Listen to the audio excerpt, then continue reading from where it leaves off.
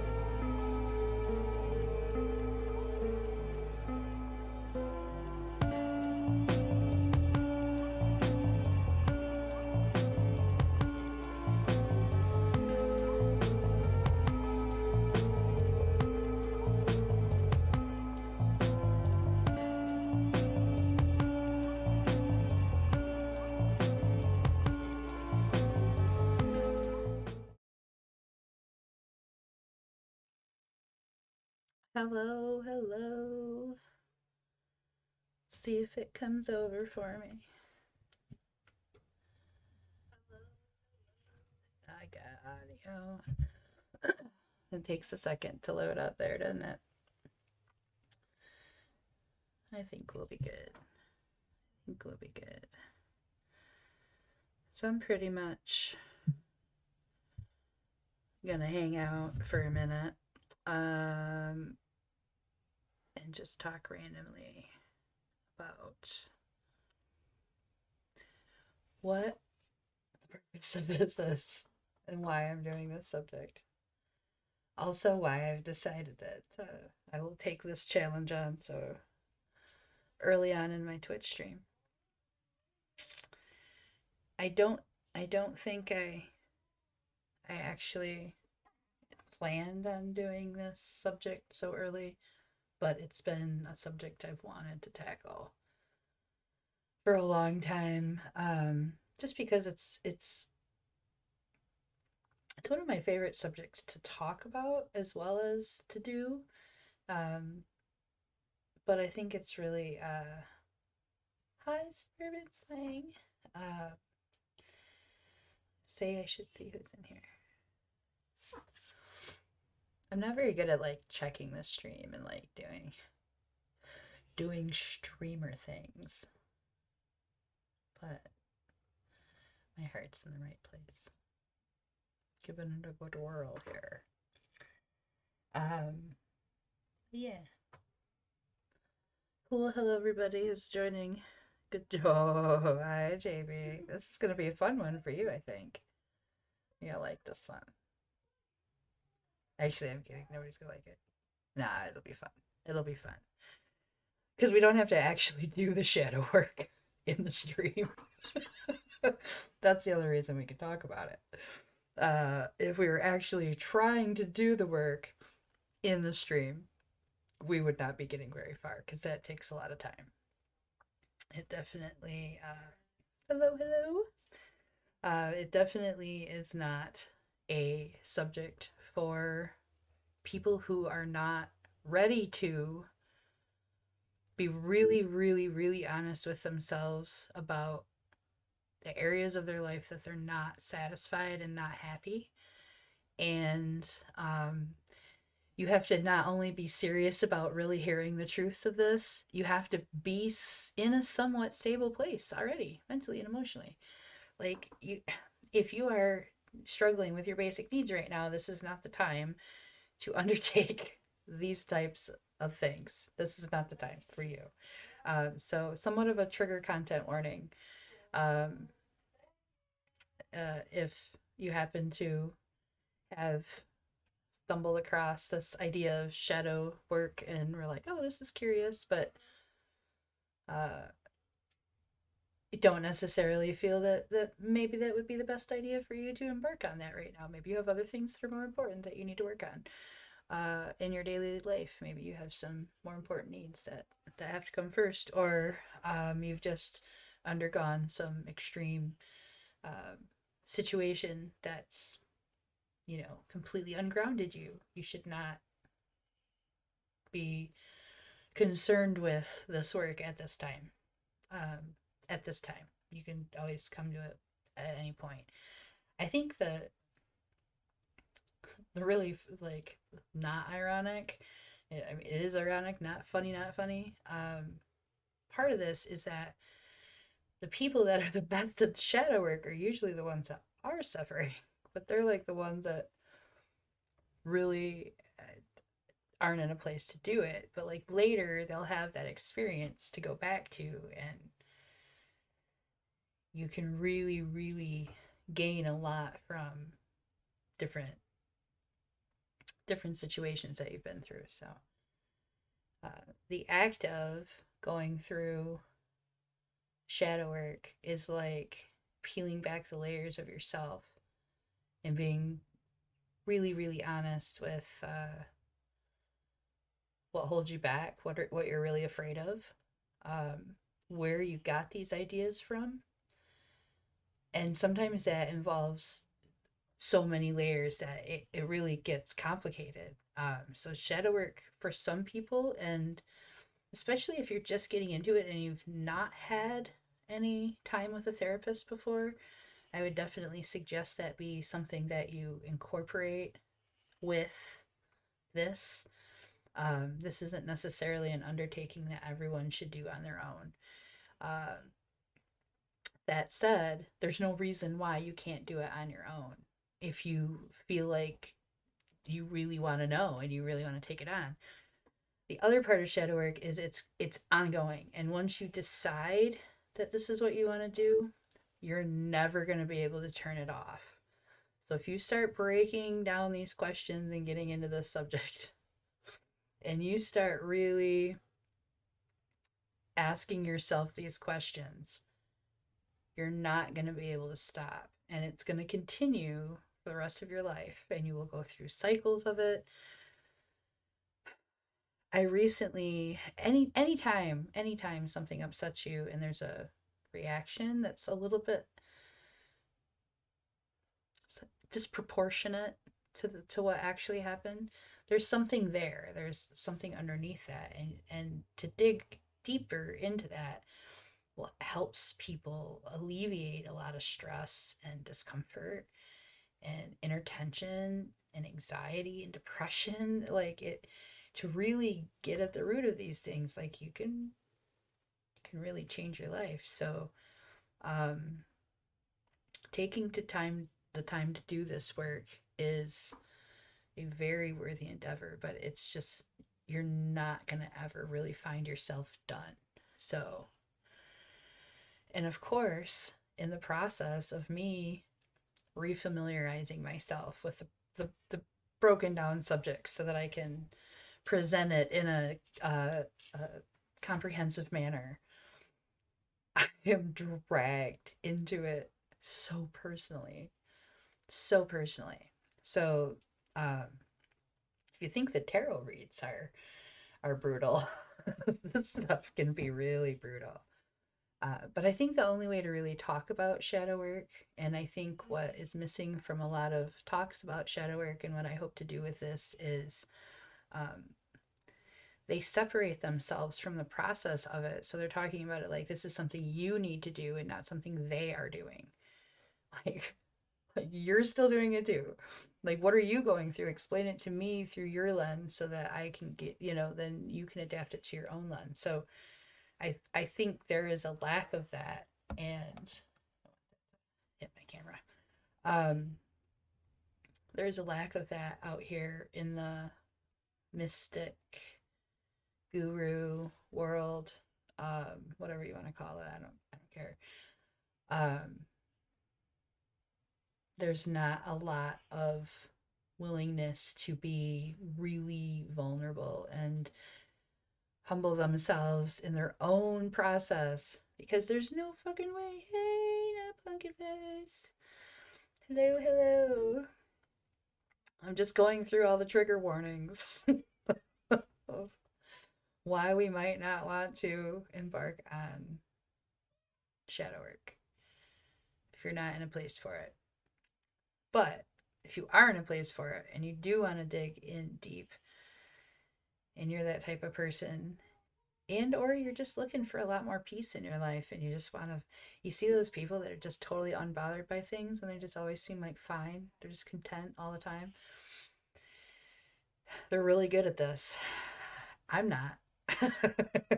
I'm not good at it.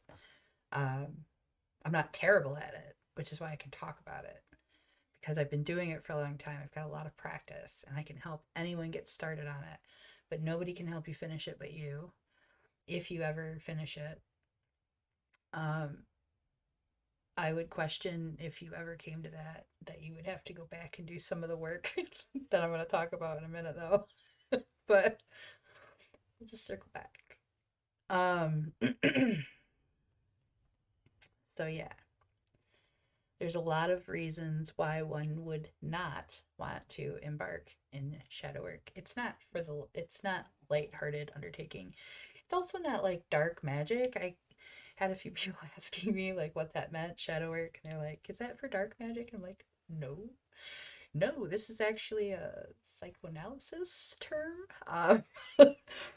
It is used in spirituality, which is the forerunner of the psychoanalysis, but it was refined and defined in really general, understandable terms.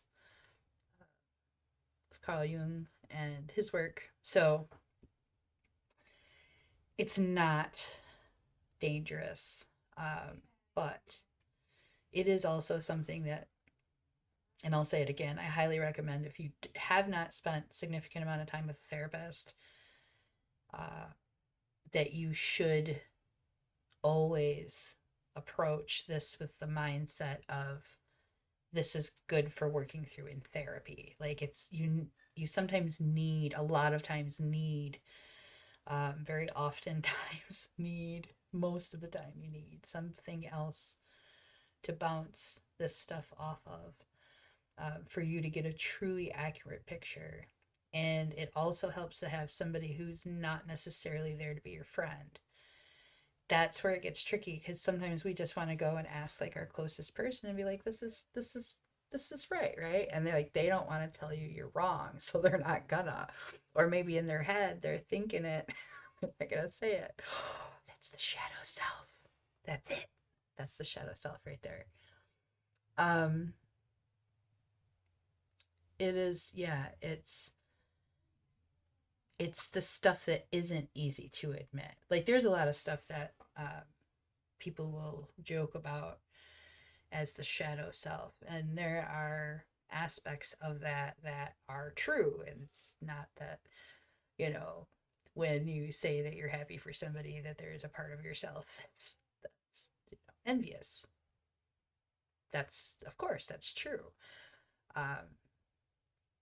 But also there's flips of that you can twist all of this around back and forth from different perspective. You don't want to open the floodgates. There's some, trust me, I got into taking notes for this, and some of the words, like I was, oh god, I got so mad because it just pointed to things that I still had to work on, that I wasn't prepared to work on at this time. But then because I had reacted to the situation, and then the subject came up, and then I realized that those were also unhealed aspects of myself. I'm like, well, I might as well take this opportunity to work through my own stuff and share the process with people who might be interested in embarking on it, um, to work through some shit that is kind of holding them back. Um, we don't always want to. We definitely, most people do not want. This is like it's really hard for people to actually admit the ugly parts. Like it's that's the thing too, though, is once it starts, it really does become more of a, like they're hitting you left and right, and it can really throw you off, because if you weren't prepared for all that, if you weren't ready to reinforce that. So there's some methods, and there's some ways of reinforcement, and there's some positive uh, approaches to the work. Okay, so it's not all terrible stuff. You start to get really good at it. It does require a level of vulnerability. It does require a level of honesty most people are not capable of without prodding. But it is something that everybody is capable of. And then once you really do get into it, you start to feel better about it. So even if it's hitting you and you feel like it's kind of a lot, you're also like, you know what? Let me do this now. Since it's already here, let me just feel through this. Let me acknowledge all of this. Let me move past this in my life so that I can get to the next thing, and whatever that is. So the shadow self, what is it? From the Jungian psychoanalogy, they basically define it, as the unconsciously repressed behaviors that and thoughts and that nature that um, have developed into almost a complete duality of the self. And it's impossible to go without that duality. So, like, that duality is the key to this. But the key to it is to find the balance so that there's like wholeness rather than what happens when we are repressing these aspects and we never give them any light, we never give them any thought, and we never talk about them. They just don't come up. You don't want to admit that you thought that or felt that. You don't want to admit these things. That's the stuff that's like you stuff it down because there are, we have a fear of abandonment, um, and a fear of being isolated from our social groups. So that fear is stronger than the need for authenticity. And this is like a natural psychological thing that occurs, especially when we're very young. You'll see people with distant and fractured families have um, a specific area where they lack these skills to process things. And then you'll see on the other side, people that were over sheltered will have this their own group of areas where they also have not had the opportunity. So we do this like molding to avoid this rejection. We stuff anything down that doesn't fit. It's supposed to help. It's supposed to like help with you know smoothing out society. But we become so obsessed with it, especially parents to children, that we're like unconsciously either we're totally apathetic or we're like unconsciously like forcing them into certain behaviors and patterns and expectations. And we don't necessarily mean that, but that's what happens. Um, so you'll notice that if a family is particularly cold and distant, they don't have a lot of like real emotional connection. Maybe the family's very fractured. A lot of times, those individual people can be very, very self sufficient. They're very independent oriented. They can even come off a little standoffish. Like they're not willing to open up because they've been, they've just learned to understand that nobody wants that from them. So that they're not allowed to do that. So they stuff this emotional stuff away. No, we don't do the emotional stuff. It's not accepted here. Um, so the idea that, for example, anger is bad. Like it's bad to be angry. That is a big piece of shadow self uh, that we stuff away when we tell ourselves that we're not angry about things. Uh, Sometimes things make you angry, and it's okay to acknowledge them. But when we're children and you see a child losing their shit, what do you say? Calm down. Don't cry.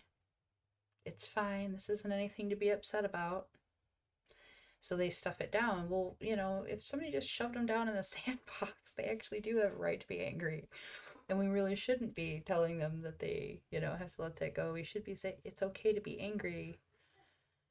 They hurt you, and that wasn't very nice, and you were trying to be friends, and I can understand why you're upset. And then that child is learning then these coping skills to actually process things as they're going on, where they're learning through their experiences and actually living through them rather than stuffing them down. So the shadow self is just basically the compilation of all this stuff that we just pretend that we don't do. It's all the ugliness. It's all the stuff that we think that we will say we're too good for that. I've already worked past that. Beware of anyone who calls themselves a mystic or a psychic or a guru or a life coach or manifested anything along those lines who's like, I've already accomplished this. No, you have not. No, you have not. Not if you're doing it right. Um, there's just a lot. But the shadow self, the idea that anger is bad. Certain fetishes and desires are not. It's not okay for them to be in public. You're not okay. It's not okay if you're sexual if you're larger than a certain size.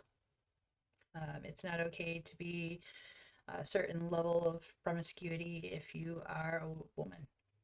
Um, you know, uh, there's all these specific behaviors that come out through our environment, and we adjust how we behave, or at least how we talk about it, how we present ourselves.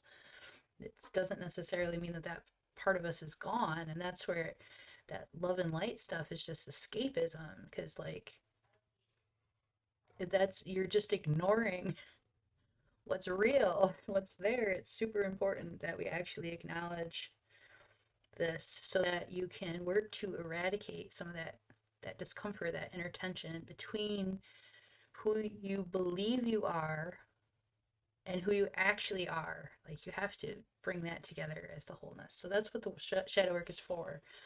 It's for bringing this. We're digging up these cycles of depression, shame, guilt, the things that we've hidden from the view of everyone else. So this is a private undertaking, or for you and your therapist. You don't have to actually talk about anything, but I am going to use some of my own personal examples because I think that that is really important to being emotionally honest. So yeah, that wholeness and that coming to terms with this ultimately is going to have better relationships with people, because you're able to actually come to them in a very authentic way and acknowledge that, and they acknowledge that as well. So the other thing with the shadow self that I like to throw out there is like that this myth of the nice guy. There's no such thing. There's no nice guy, there's no nice ladies, nobody's perfect.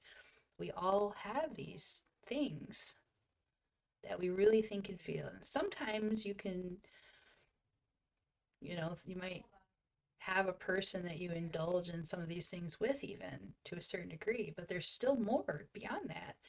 That if you really dig into it, there's a reason why you're doing that. There's a reason why you even care. There's a reason why you even thought it. But you have to ask yourself really hard questions to get to that part. So,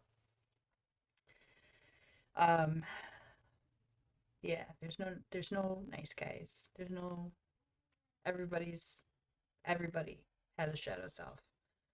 Um, the difference is some people are very, very much aware of, conscious of, and accepting of their shadow self, and they can bring that to light, and it inspires others to do the same. So this work that I embarked on some years ago has been life-changing for me personally. um, I used to find myself constantly wound up about so many things, and there were so many insecurities and walls that I had to break through. And it all went back to like childhood trauma and things that I was inadvertently taught to believe about myself. I just didn't even know where it came from, and they don't know where it came from either. Like, we're not casting blame on anybody in that sort of light, because that's just projecting. But it's there, and then we have to learn to combat it. So it's dropping the ego. Um, there are theories, and there's a lot about this theory specifically, and I just want to touch on this briefly because I'm not going to get into the theory. And I'm particularly not going to break down the archetypes. Now, there are several reasons why I don't think it really matters to the session itself. But what I do want to suggest is that whether you want to look from the psychoanalysis perspective or you want to look from the spiritual perspective, there are a lot of tools and resources out there for you that you can take advantage of. Literally just search for Jung shadow work. You will find archetypes, etc. All of that information is there. So many books have been written on the subject. Nobody needs me to quote from these books, okay? You can read them if you'd like. I want to talk about like actual application of this stuff and what it actually does and how it works. Spiritually, the archetypes are found in the major arcana. The individual from the magician all the way through the world, All of those cards are archetypes. Now, also the court cards are going to add influence to the archetypes. That makes it even more complicated. Personally, I am a tarot reader. So I think that the tarot is the better structure for studying shadow work. But that does not mean that that is true for everyone. So if the tarot is not for you, please look at it from the scientific perspective. There's a lot there. If you are a person who loves the tarot or is interested in the tarot is a tool for shadow working. And that is all it is. There is nothing else beyond this work, ultimately. When I do a life path reading, I don't do any other readings. There are no other readings. I might lay them out differently and I might like name the card a different thing, but ultimately it's the same process. The entire point of it's the same. Whether you want me to focus directly in on your career or your love life, I don't have a say in that. What comes up in the cards is what comes up in the freaking cards. That's what you're getting. It's a life path. It's all a life path. I can frame it differently for you, which I often do. That's, I guess, what I'm good at. I'm good at framing it and putting it in perspective of what you need it to be in the perspective of. But the cards give me what the cards give me. So I got to work within that, right? I gotta pace myself. I'm gonna lose my voice before I'm done. I have more notes. So the big questions with shadow working, we are looking at the duality of man. We are looking at the duality of the individual person, woman, non-binary humans. And we're asking the question, why do good people do obviously bad things, like things that are, why did they do that? So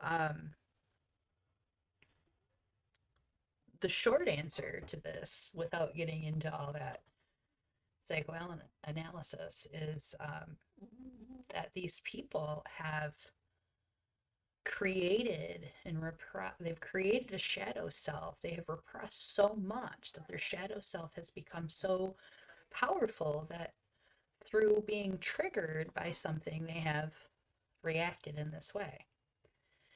It gets the ugly out. That trigger, when that shadow self is strong and you hit it, that's your reaction. The ugly comes out. So if you've ever lost your shit on anybody, that was your shadow self.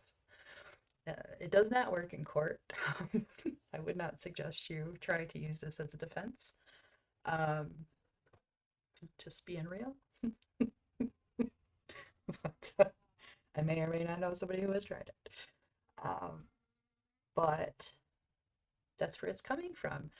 So when we don't bring it out, when we don't question it, we don't look at it, we don't ask anything about it, this other side of ourself that we pretend doesn't exist, because we would never want anyone to know anything like that, because, you know, we're not those people. When we do that and we create this monster of a duality of ourselves, this opposite self, and we don't bring it out, we don't talk about it, it never has the opportunity to get aired out. It never has the opportunity to be modified. So I'm perfect. No, you know what's messed up? Because I'm a Virgo, and so the Virgo is very well known to be like the perfectionist. But what people don't understand about the Virgo perfectionist is not that we think we're perfect. It's that we are constantly trying to be better. So it does to other people probably sound like we think we're better, but really it's just this self-need to, like, I see a problem with myself and I have analyzed the shit out of it. Virgos are so analytical that you're gonna see my my shadow self. It's very petty. I've become friends with my shadow self, so that's why I can very easily just like talk some shit. Own it. I'll own it. I said that. Yes, I did. I was angry. Why was I angry? I was angry because of this. It made me feel like this, and this is why I did it. That's shadow work. You can call it brutal honesty if you want. I call it shadow work. Yeah, that's what I did. I did it. Uh, but I mean, so we got to bring it out anyway. The idea is to reduce friction, but what that results in is people that just aren't capable of. Yeah. Yeah. A lot of our shadow selves have a lot of rage. My shadow self is nothing but rage. I'm pretty sure at this point. The only thing that comes out that's I still struggle with. I'm bullshitting. That's not the only thing. I just literally thought of like 3 other things. We'll get to that. Never mind. Strike that. Yeah, I'm hypersensitive too. That's another layer of shadow work. Why you're hypersensitive. And we've all got reasons for it. I can't break down like the reasons for all the things. That's the one thing that, just to make clear, I will make no attempts to do that for individual people. You have to do that for yourself. There is something that occurred in your childhood or was a natural part of your life that led you to believe this. Like you came up with this idea at some point, it showed up. Where did you get it from? And then but you don't start there. It takes you a while to get there. You have to like work your way back. Anyway, people do not learn coping strategies because they don't know how to deal with the stuff. So it comes up and they realize they're like, oh my God, I'm actually a terrible person. They have no way to cope with it. Losing it. They don't know how to relax, to like allow their emotions to dissipate, to like process the emotions. They don't allow that to occur. They don't know how. They don't know how to explain their emotions. People who don't do shadow work don't have definitions for what they're feeling. They cannot explain what they're feeling. They just feel something, and it might make them angry. It might make them sad. They don't know. It shadow work helps you define what you feel, and then feel it, process it, work through it to the point of dissipating it, so it no longer affects you negatively in that way, and then you can build from it and work from it. So there does come around, we come around with shadow work to where actually once you do get to a point where this area, this specific area that you've worked through has some wholeness to it, like you no longer react to that specific situation anymore.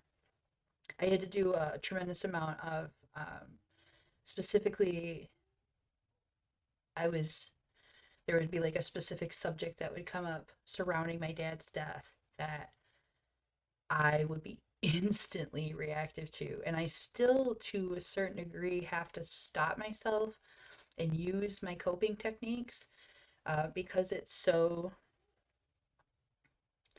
yeah. One does not simply calm their tits. No, there's methods and techniques that we have to learn how to do this. You have to learn how to think about things. You have to learn how to be aware of what you're feeling and thinking as it's happening. And that takes time and skill to practice. You cannot just, a lot of people are completely unaware of what's going on in their heads when it's happening, and they just react off that energy, and then later they go, oh, I was really mad when I did that or whatever. So yeah, the idea is you learn to take the thought. You're gonna, oh, hi, Mama. Good for joining us. You take the thought, right? This negative feeling. You know you're overreacting and panicking about it anyway. So what do you do about it? Ask yourself questions. Why? Why are you overreacting? What are you actually specifically feeling to that thought? What is the emotion? Where does it come from? What, like, and continue to ask yourself these questions until, while you're feeling it, while you're thinking it, But you have to be so brutally honest with yourself, because sometimes you get down to where it's like, I don't know why I believe that. It's just something that, and you have to realize, like, I might not be able to get past this right now, but now I can at least acknowledge that I've done it, and I was doing it, and I was putting myself in that energy state, and I can now control myself back out of it, and I can come back to this later. There's still a process of like, shadow work is for the therapist, so your therapist should love this stuff. I do approach it more from, like I said, from a spiritual perspective, because I think the emotional spiritual health is not talked about enough, and we can get lots of professional help in the psychoanalysis, but we don't always get like the human side. Another thing besides the explaining emotions that a lot of people don't have practice in, because we're, we can't talk about this stuff, we have to be perfect, we don't actually do these things or whatever, but people don't learn how to think constructively. This is this is one of my biggest struggles with people who immediately react to the positive thinking mantra stuff. So, some people are at a point where like that does help them stay focused. But people who aren't at that point, when they're still dealing with their shadow self, they see that like love, light, positivity, and they're like super angered by it, because they're like, you're just ignoring reality. It's like, there are some people that love and light stuff is ignoring reality. That is escapism, and that is not legit, and that is not what we should be doing here. That helps no one. However, there is a lot to be said for constructively thinking about things. So if you, my shadow self is a mega bitch. Uh, Definitely. Oh, I'm gonna get into that when I start breaking down a little bit of the real shit. But so the constructive thinking about things, so that when you see a problem, you actually recognize where it can be solved, and you can approach it differently. And there's some benefits to shadow work that I'll get into specifically, some of the specific benefits. But I want to make sure I hit all my notes on this first part here, because there's so much. Shadow self is life work. It never ends, ever. I literally was doing research. I was talking about it earlier, and I was doing research for this, like just refreshing the different sections, and was triggered into some stuff that I needed to break down for me. Like, I got into it. It took me an extra 2 days to work through getting my notes, because and then I was like, you know what? This is a part of it. This is the part of the stream. We're going to work through this. I'm going to work through it with the stream, so that maybe someone will get some benefit from it at some point. And, yeah, so yeah, some of us didn't get shit in terms of coping skills or tools, and to deal with these aspects of the self that are disapproved of generally by society. We don't know what to do with it. Some people were just generally ignore their emotional needs. Were in an environment where it was just general apathy. Some people were downright abused. So like, there's varying levels of what we might have endured that caused this, which is gonna come into play when you're breaking through these layers. Like, that's where it gets into like, some of us need to go to a therapist to do this.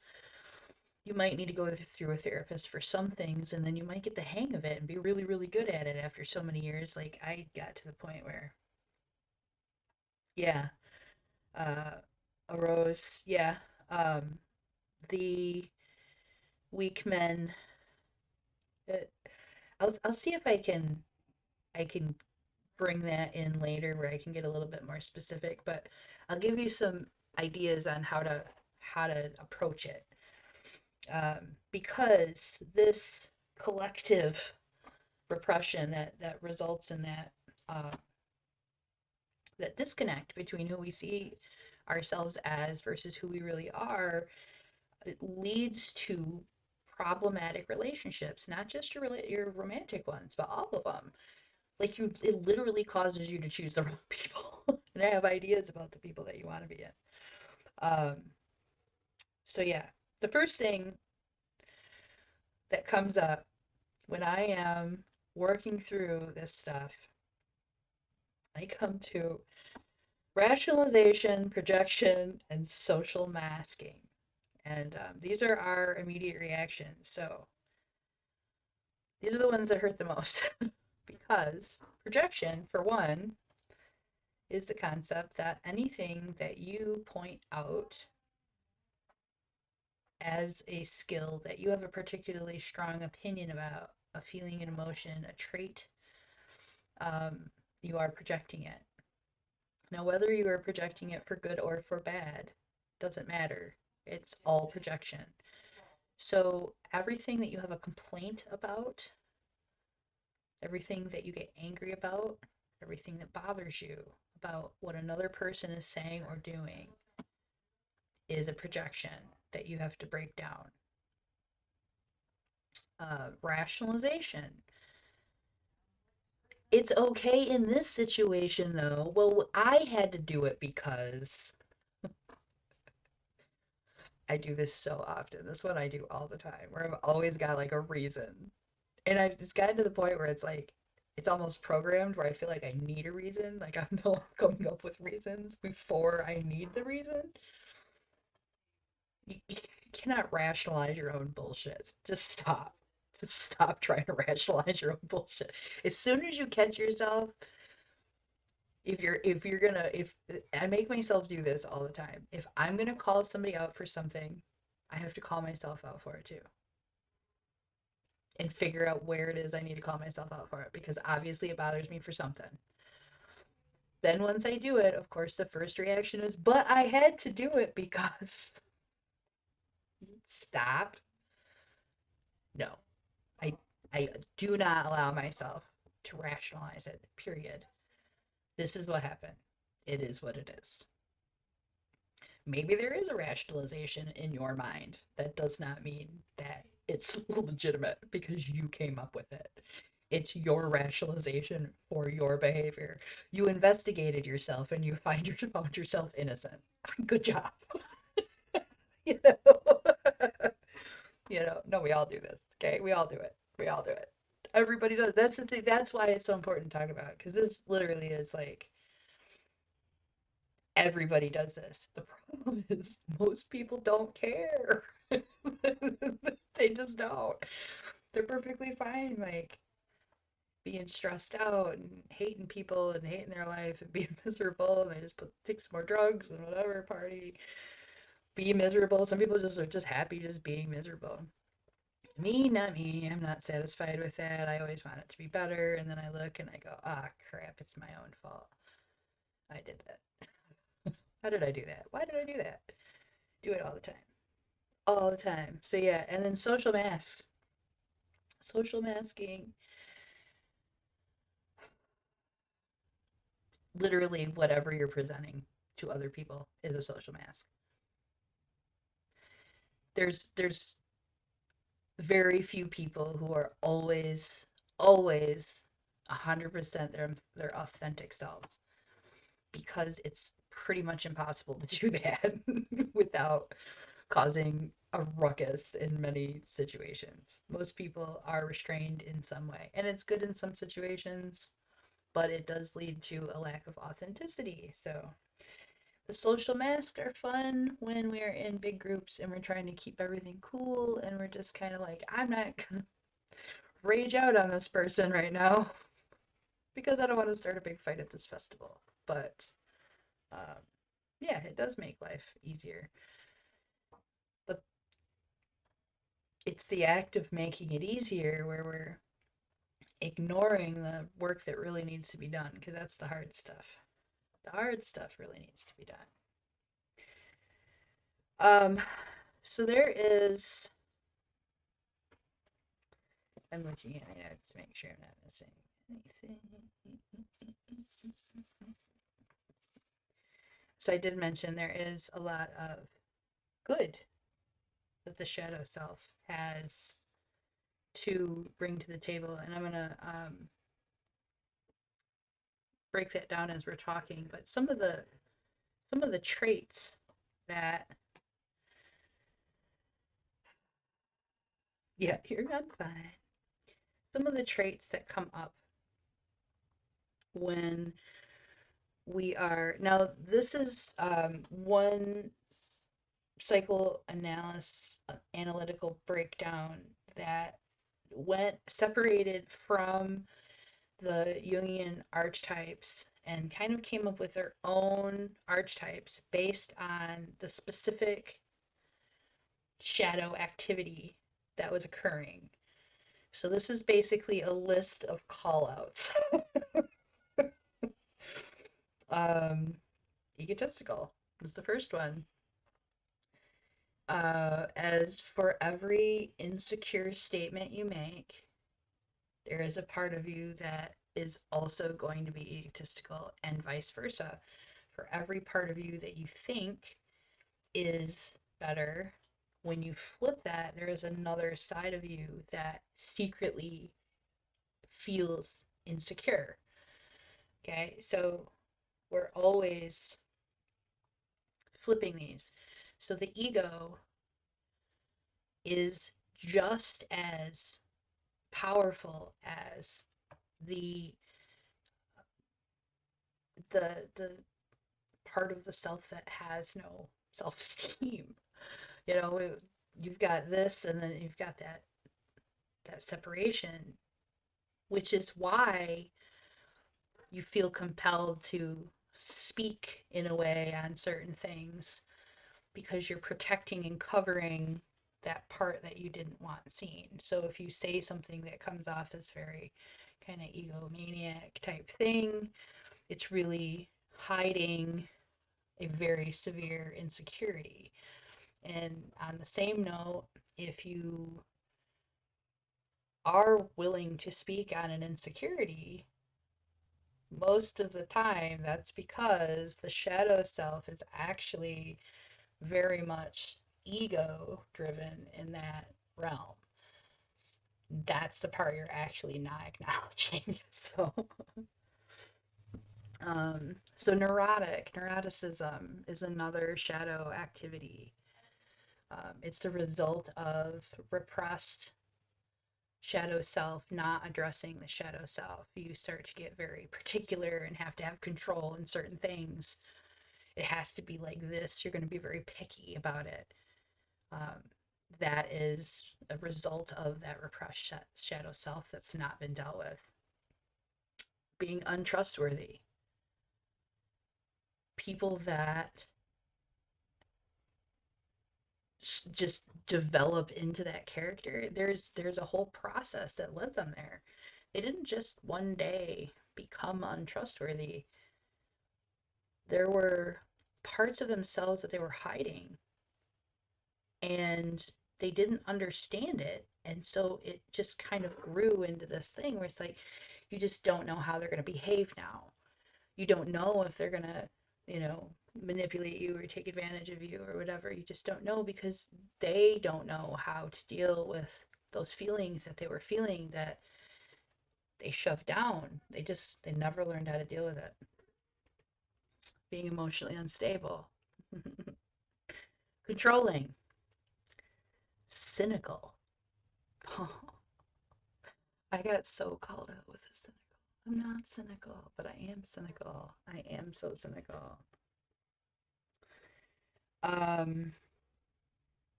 Wrathful. Just feeling rage and anger in general. To being too rigid. Being unable to adapt. Being unwilling to adapt, to learn new things. Being too glib, where you let everything slide, where everything's just like, oh, it's all good, we're good. That's the extreme too. Like, that's just as much a negative, where people are just always like, yeah, that's it. I always say that too. I'm not cynical, I'm a realist, but if I was really being a realist, I would be able to find more balance in it. So as much as I wanna say I'm being a realist. But yeah, being glib and letting stuff be superficial,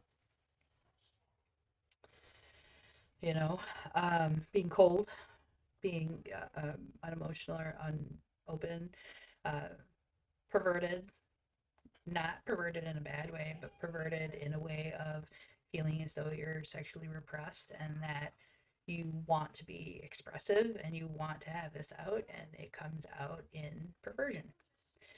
Um, Cowardice, being cowardly, the the immature one. That's my favorite one. I deal with the immature one a lot. I think the immaturity one comes out for me the most, what I've broken down in my process with this, because I really had to ask myself, like, why do I do that? Why does that happen when I guess feel like I'm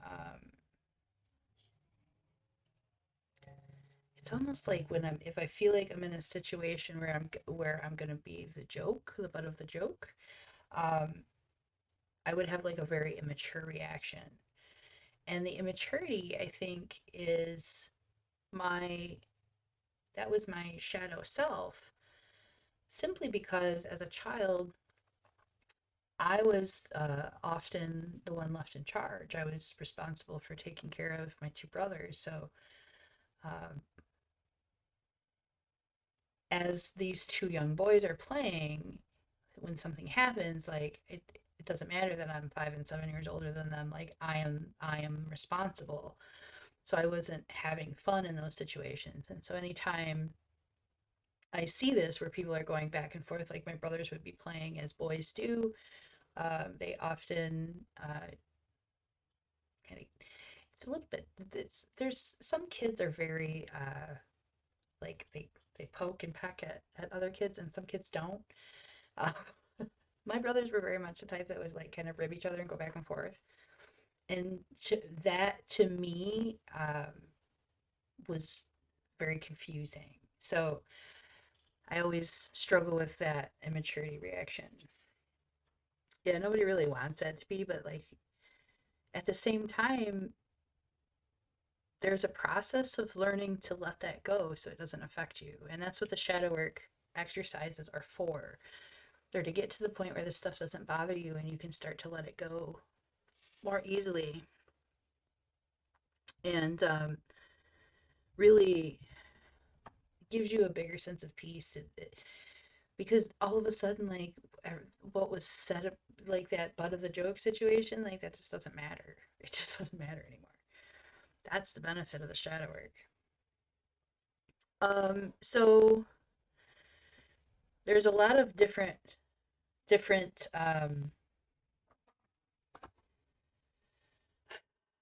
methods to it. A few of the things that we're heading towards, that I'm gonna hit into before I get into this next part, I think. Oh yeah. So some of the other uh, traits, behaviors that we're going to be addressing are going to be kind of digging in these like foundational cracks in ourselves. Like a lot of this stuff is going to go back way, way back. But ultimately, once you recognize where those are and you fill those cracks in, you get them coping skills, you learn how to deal with that aspect of yourself, you learn how to deal with those feelings. You're just going to be better equipped for everything that happens in the future. It gets more and more difficult, like it doesn't get easier. Um, so yeah. So yeah. So anyway, some of the things that shadow work addresses helps you identify and stop your blame game, putting how you feel on other people. That was a big one for me recently. How I was feeling and wanting to say they are making me feel that way, and instead of having to recognize, I felt that way because of some unhealed aspects of myself. And the way that I needed to approach it was not by reacting with that rage. I was not using my coping skills with that. I needed to instead identify what areas were important to me and then address it in the appropriate way. I wasn't doing that.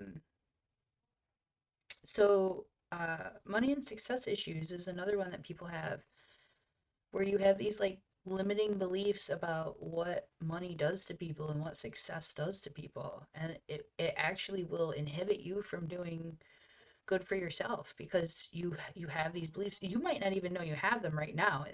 But how do you feel about people that are really rich?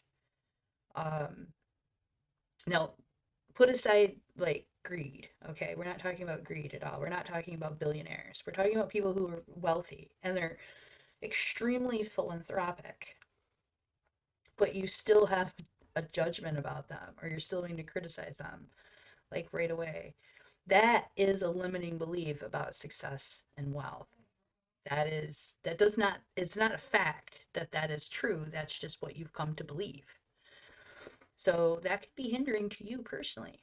So looking at your reactions to what's going on around you, looking at your emotional reactions to celebrities, to news, politics, that post on Facebook, that tweet, especially that tweet. You have to analyze your reaction to it. You have to literally look at it and be like, why am I angry about this? And it becomes that constant process. It never ends. Like, because then every time you feel something, you go, why did I feel that way? Why did I feel that way? And sometimes you get mad at yourself. Why? Oh, I shouldn't feel that way. I get really mad at myself for going back into my similar patterns. Like if I'm reacting to something. Now, recently, I actually had a win. I'll call it a win. It's not really that. It wasn't that big of a win. It was just simply a situation where I remembered I was being impatient and I had to break down where my impatience was coming from. I wasn't getting the response I wanted. Why did I need the response from this? Why did I need that? Why was it so important? And really it broke down to like, you are having insecurities about this situation and you are wanting this reaction to make you feel better about it. But that is not going to make you feel better about it because simply you are insecure about this situation because you have this past expectation of what may have occurred at one point or how you were made to feel in this situation. I don't want to get too in depth and detail because you can break this down for yourself. I don't want you to be limited by my examples. But I was feeling a certain way, not because of this person at all, but because somebody else had made me feel that way. And I never addressed that person. That now can't be addressed, but I can look at why that bothered me when that person said it. And you can put yourself back into that place and you can feel those feelings and you can start asking those really big questions. We talk about some of the techniques. I'll get into that a little bit more. Relationship avoidance is a big one as well. I see this a lot of relationship avoidance. I do it. I'm a relationship avoider. Why? Why do we do that? Or why are we codependent? Why are we making these choices this way? So jealousy and addiction. Addiction is a big one that comes from shadow, the repressed feelings of the shadow self there. Yeah, I mean, yeah, not punk. You're exactly. That's a codependency. We'll break that down later. I'll show you how to break that down. But that doesn't mean that your relationship is not important. And the shadow work will only help you look at your relationship through a clearer lens, and then you'll be able to really see like what's valuable about it and not use it as a crutch. So like that is staying out of DMs. That's it too. Do not send that text. Do not send the text. There was literally like probably I had like 4 texts worth loaded up. Like I typed it up. I didn't type it up in the text because I didn't want to accidentally send it. but I did it in my notepad. I typed up all of my responses, and then I came back an hour later and I made myself read it. And I realized that that was fucking mean. Like, I just, like, had went off. So I edited it. I made it, like, a little more cohesive, like, a little bit more, like, grounded. Like, okay, let me improve upon what I have to say. Let me, like, formalize my points because I have all these points to make. Very important points to make of why this person has made me feel this way. And then I went back through it an hour later and I realized that most of that shit also needed to be removed because it really wasn't that person that was doing shit to me. And it was my projection of how I was feeling about something that wasn't even related. This person didn't even responsible for that, but I felt that way anyway. And then when I was able to, like, go back and look at what I was trying to say, I deleted all of it.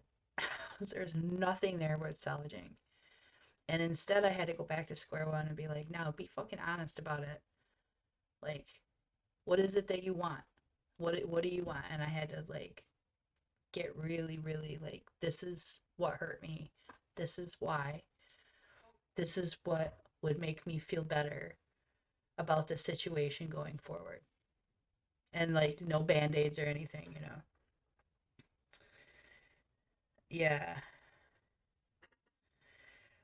And Hallie, I have really unhealthy relationship uh examples in my life. So I don't know how I could be expected to be good at it without working at it really, really hard. Like, they should tell us this. Like oh, your family was, like, put together out of obligation, and, like, because your mother believes that partners are there to support you, and, like, you have to fit into this role and they fit into this role, and that's just how it works. And, like, that's what you're raised with. Oh, okay. So yeah, you're gonna have some difficulties looking at relationships through different eyes. What else is a relationship? Then what can you do for me? Except if when you look at it through that lens, especially from the lens of a child who is, yeah, and we all, I'm a caretaker too. I'm a healer. I like to fix them, and then they realize that while we have an amazingly beautiful relationship, what they really truly want is actually out there beyond me, and they go and get it. So I've gotten really good at my heart being broken because I know that I'm doing the right thing for these people because they're finding happiness, and, like, and they thank me for it and they're grateful for it. But I invest all my heart and soul into the relationship because I want it to be for me. And they get, like, so good, and they're such amazing men, and I look at them, I'm like, look at them, they're perfect. God damn it. That would. Well, because what was I doing that for? That's what I had to start asking myself. Why was I doing that? Why did I feel like I needed to do that? Why was I picking men that I needed to fix in the first fucking place? Why? Because I need to feel so valued in that relationship. I need to know that they feel their life has completely improved. Otherwise, I feel inadequate because my entire life has been pleasing people, and if you please them, they are happy, and when they're happy, I am happy, and then therefore everybody is happy. So we're all pleasing each other. It's a great little circle of mind fuckery that goes on. I like fixing boyfriends and sending them off to get married. That's what Nikki does.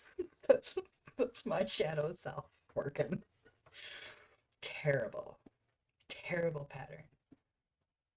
Yeah, I like to take care of them too. I only do that for so long though, because then I feel like they have to get better. So I used to think of myself as a caretaker. Now I call myself the healer. I'm the healer type, or the mother type, where I, like, want to send my boy off into the world, a big boy. And terrible, terrible habit. Why do I think I need that? Why do I think I need a man who is, like, not fully realized for himself, like, or not capable of doing it himself. I deserve that person that's like at that same intellectual capacity? Yeah, but then it's hard because they call you out on your bullshit. Closed relationships are the biggest trigger to our shadow self. And so that's what the relationship avoidance is. When you avoid a relationship that's actually good for you, especially, have you, I don't know how many of you are, yeah, no, I'm laughing. I'm laughing at myself. Uh, have you ever, I don't know if you're familiar with dating sites, maybe some of you are, some of you aren't. I have looked at a man's profile, thought he was quite possibly perfect, realized that what he wanted was a serious relationship, and swiped left. Why? Because it's scary to think that someone would be at my level. It's harder because you're constantly maintaining, like, you have to constantly be better, or you're not maintaining the relationship. Like, you have to be honest, you have to be like forthright, you have to be constantly working at that. And for me, that is just a lot of work, and I feel like I do that constantly to people. And so when it comes to the relationship, um,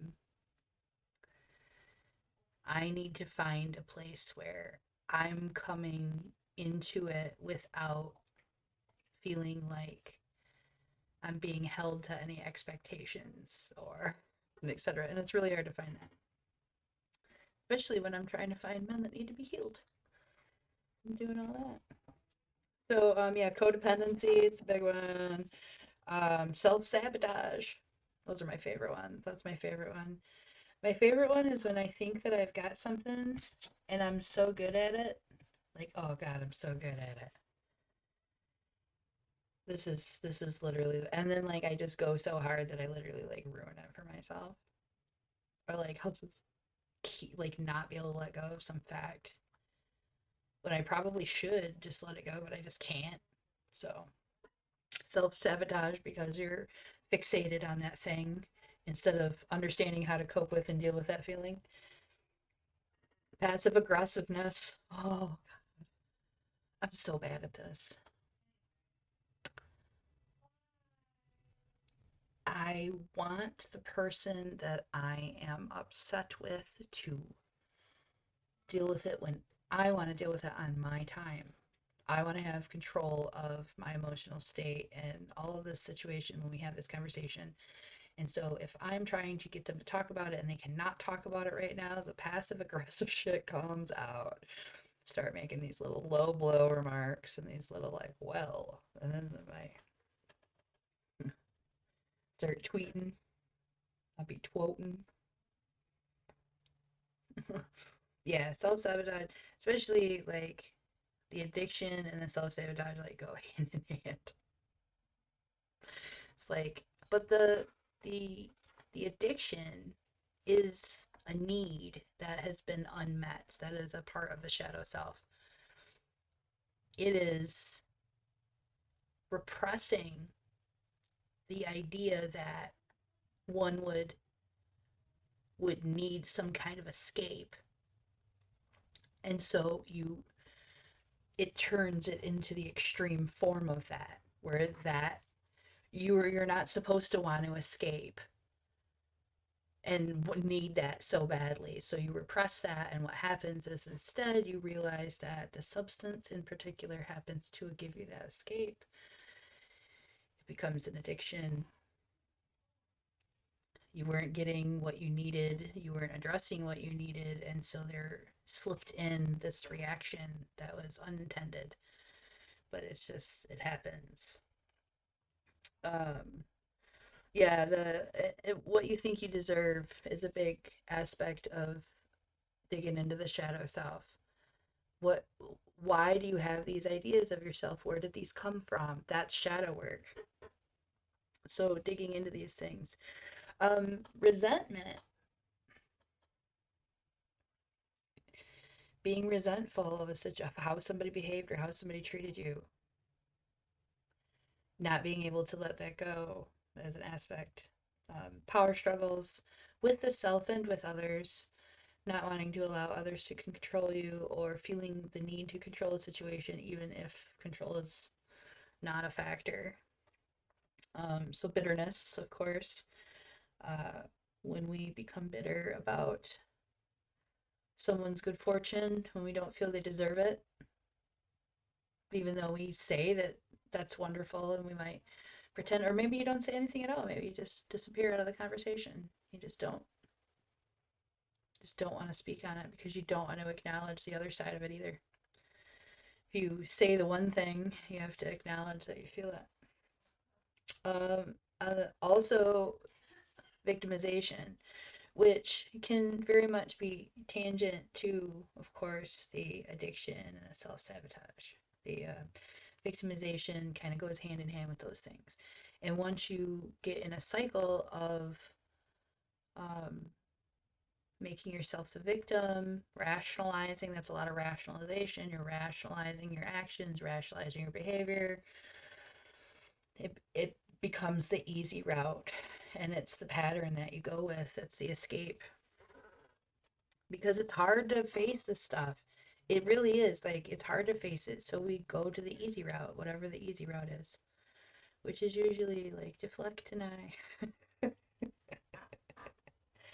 So yeah, with close relationships, you're gonna find and feel more triggers. So this is, like, most notably, people will realize that they have to do some deep digging after some bad relationships, or after a bad relationship, or after something doesn't pan out, or while they're in the middle of one that they didn't know how they got into.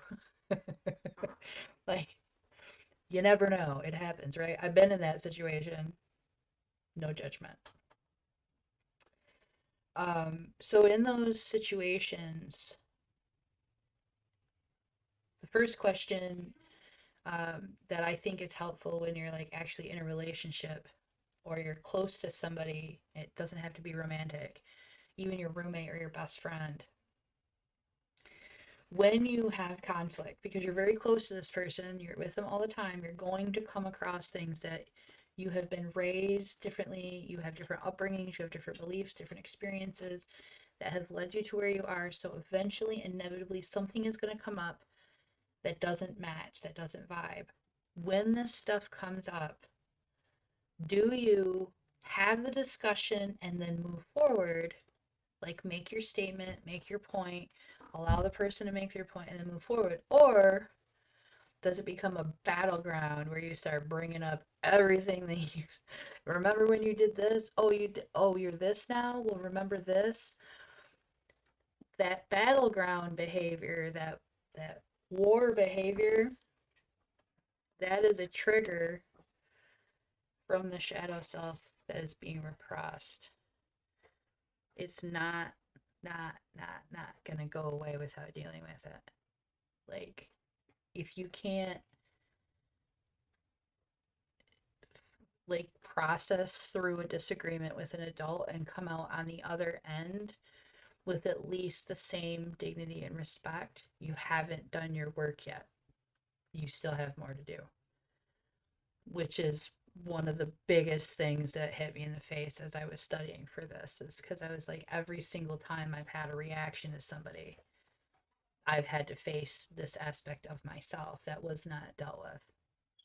So all of these things got projected backwards, backwards, backwards.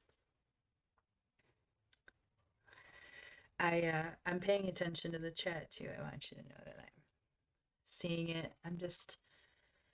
I have so much to talk about in this subject. I'm trying to stay a little bit on track, but so yeah, I'm definitely paying attention also. And so yeah, um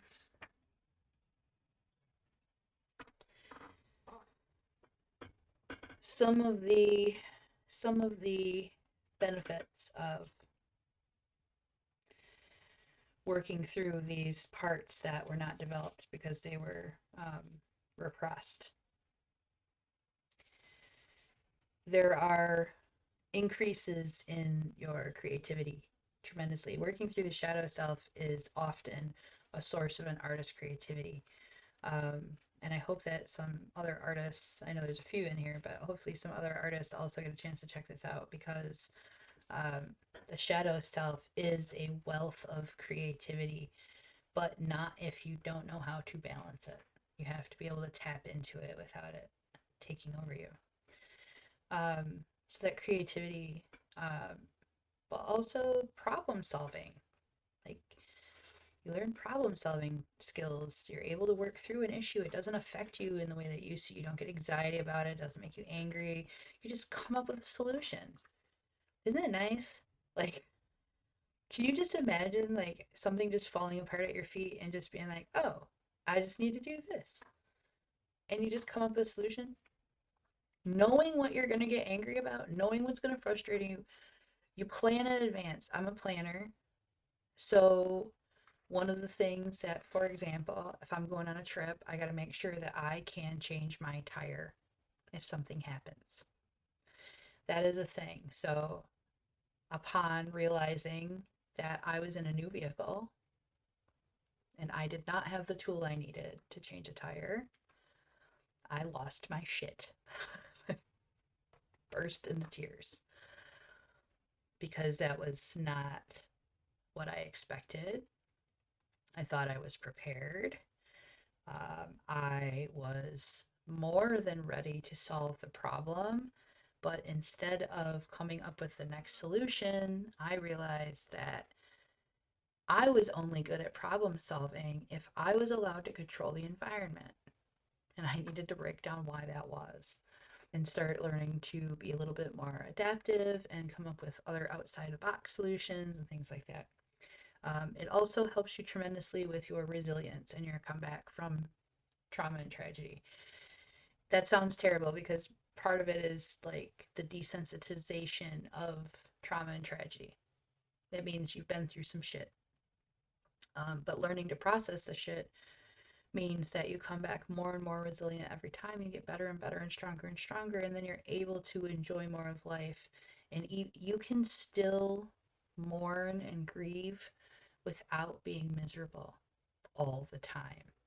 You can have that feeling, you can feel those feelings, and you just allow them to come through you and pass through you rather than stuffing them down and saying, I can't feel that right now, or I don't want to allow this feeling to bubble up right now because I'm in the middle of this.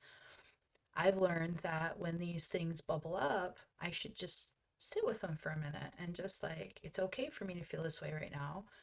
I'm feeling this way because I was remembering this. Sometimes I might think of, like, say, my dad, and something comes up and I think of something in specific and I need to feel that because I miss that, and it's unfair that he's not here. And why do I think that's unfair? Well, I think it's unfair because he was just such a very special person and he died very young. Well, why do you think, that that's special? There's other people. And then you start to think, you're like, oh, grief is the same for all of us. I'm not the only one who's experienced grief. So when I have these feelings that come up and I miss somebody, I allow myself to feel them because I don't have to stuff them down. I know that everybody feels grief. And I know that the only way that grief can affect me and inhibit me is if I don't allow myself to feel it, if I don't acknowledge it. So the more that I acknowledge it when it comes up and just feel through it and allow it and question it, what did I admire about that person? Why do I miss them so much? What was so tragic about their passing? What was so special about this one memory that I just had? And just really get into it, get into the memory, get into the emotion and feel it and question it, and just allow yourself to kind of observe it. So yeah, we can't ever stop questioning and processing. We just get better at it and we get more resilient. The side effect, another side effect of that is your self-esteem gets better. You start to realize that your sense of self-worth is not dependent upon another person, that it is actually entirely from the self. That's self-esteem. That's where they get the word from, as my ex-Ben used to tell me, and I still hate him for it because it was a jab at my shadow self. But self-esteem comes from the self. It's not any other person's responsibility to tell you how to feel about yourself.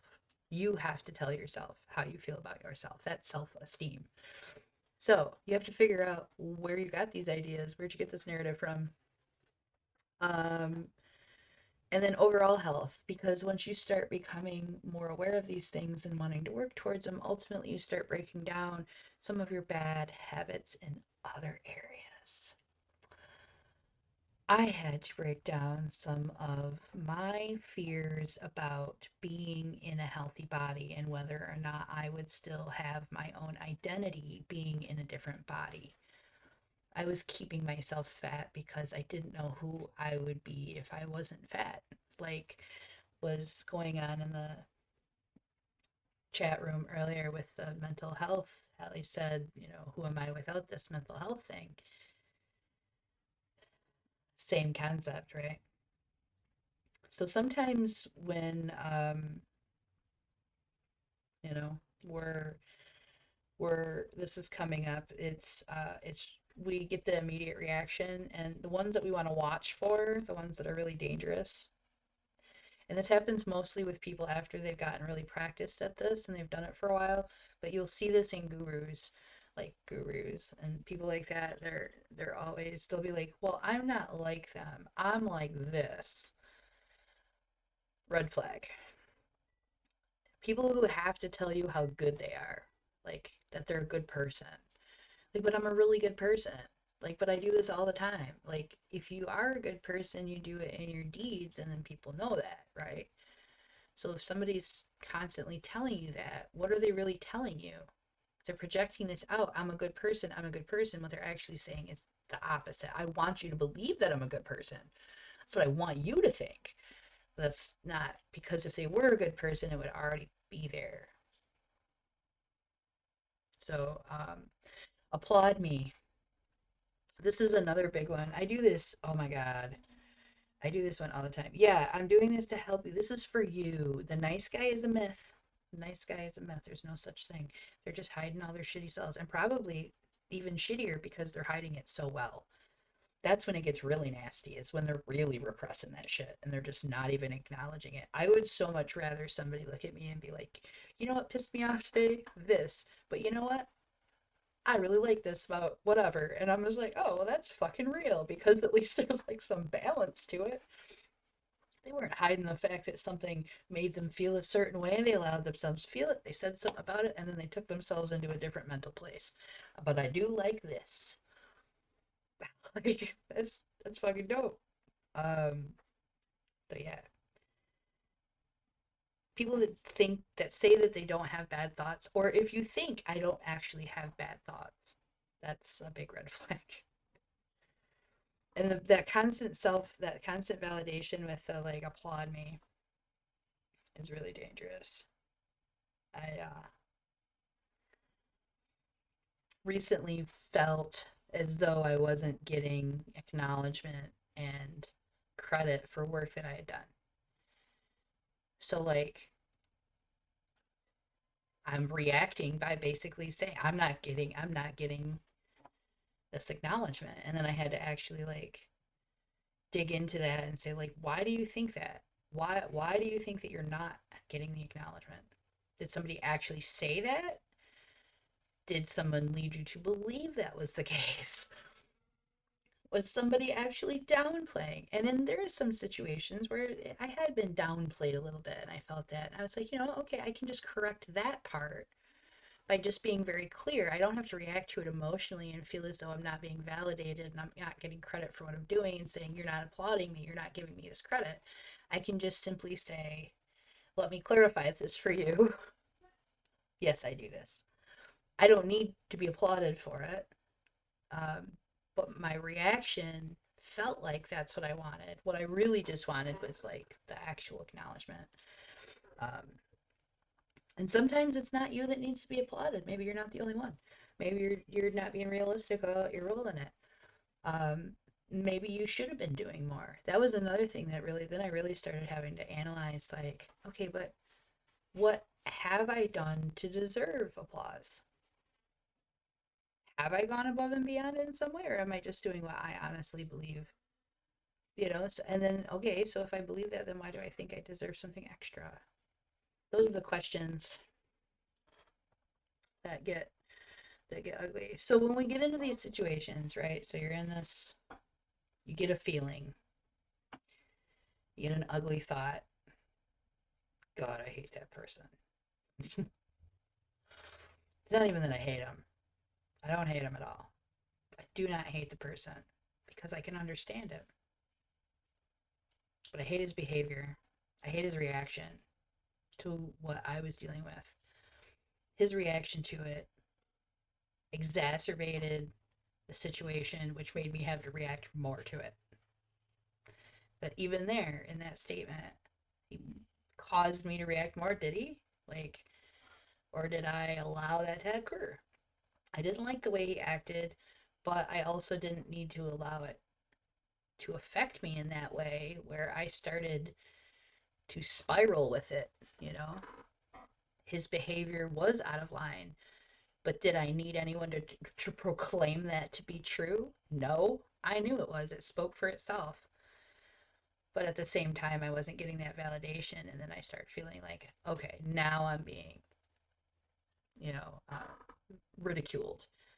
But like the ridicule wasn't even quite there, you know, the ridicule wasn't even real as much as it was this person's own reaction to uh, the situation and feeling as though it wasn't that big of a deal. Not seeing what my point is, but not ridicule.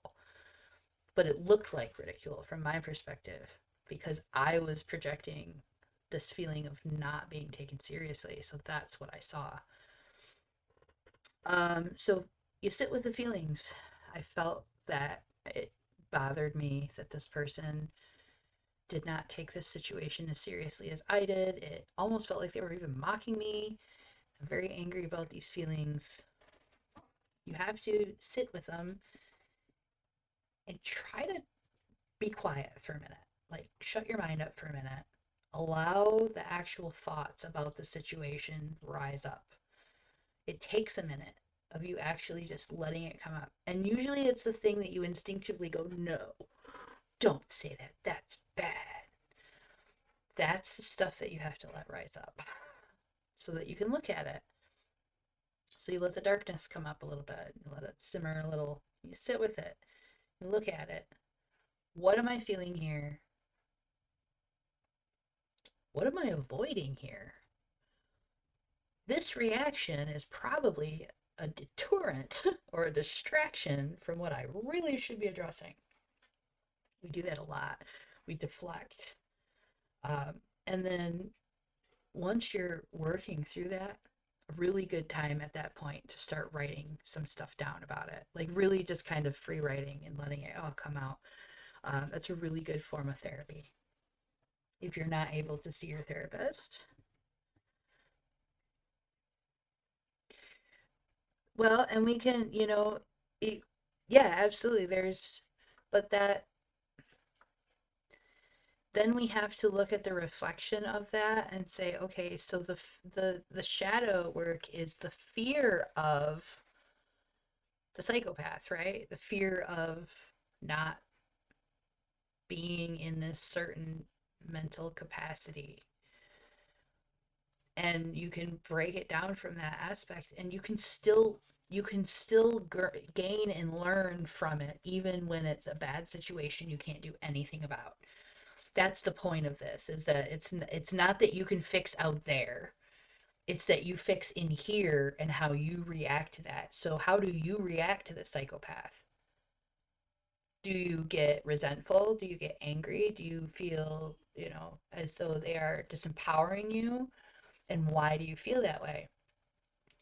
Does it feel to you as though, and there's, like you said, this is something that's like, It's hard to get into specifics because it's an individual thing, and so it's really hard to just say these like broad generalizations about how to deal with each thing, and it's so individual. It's so individual.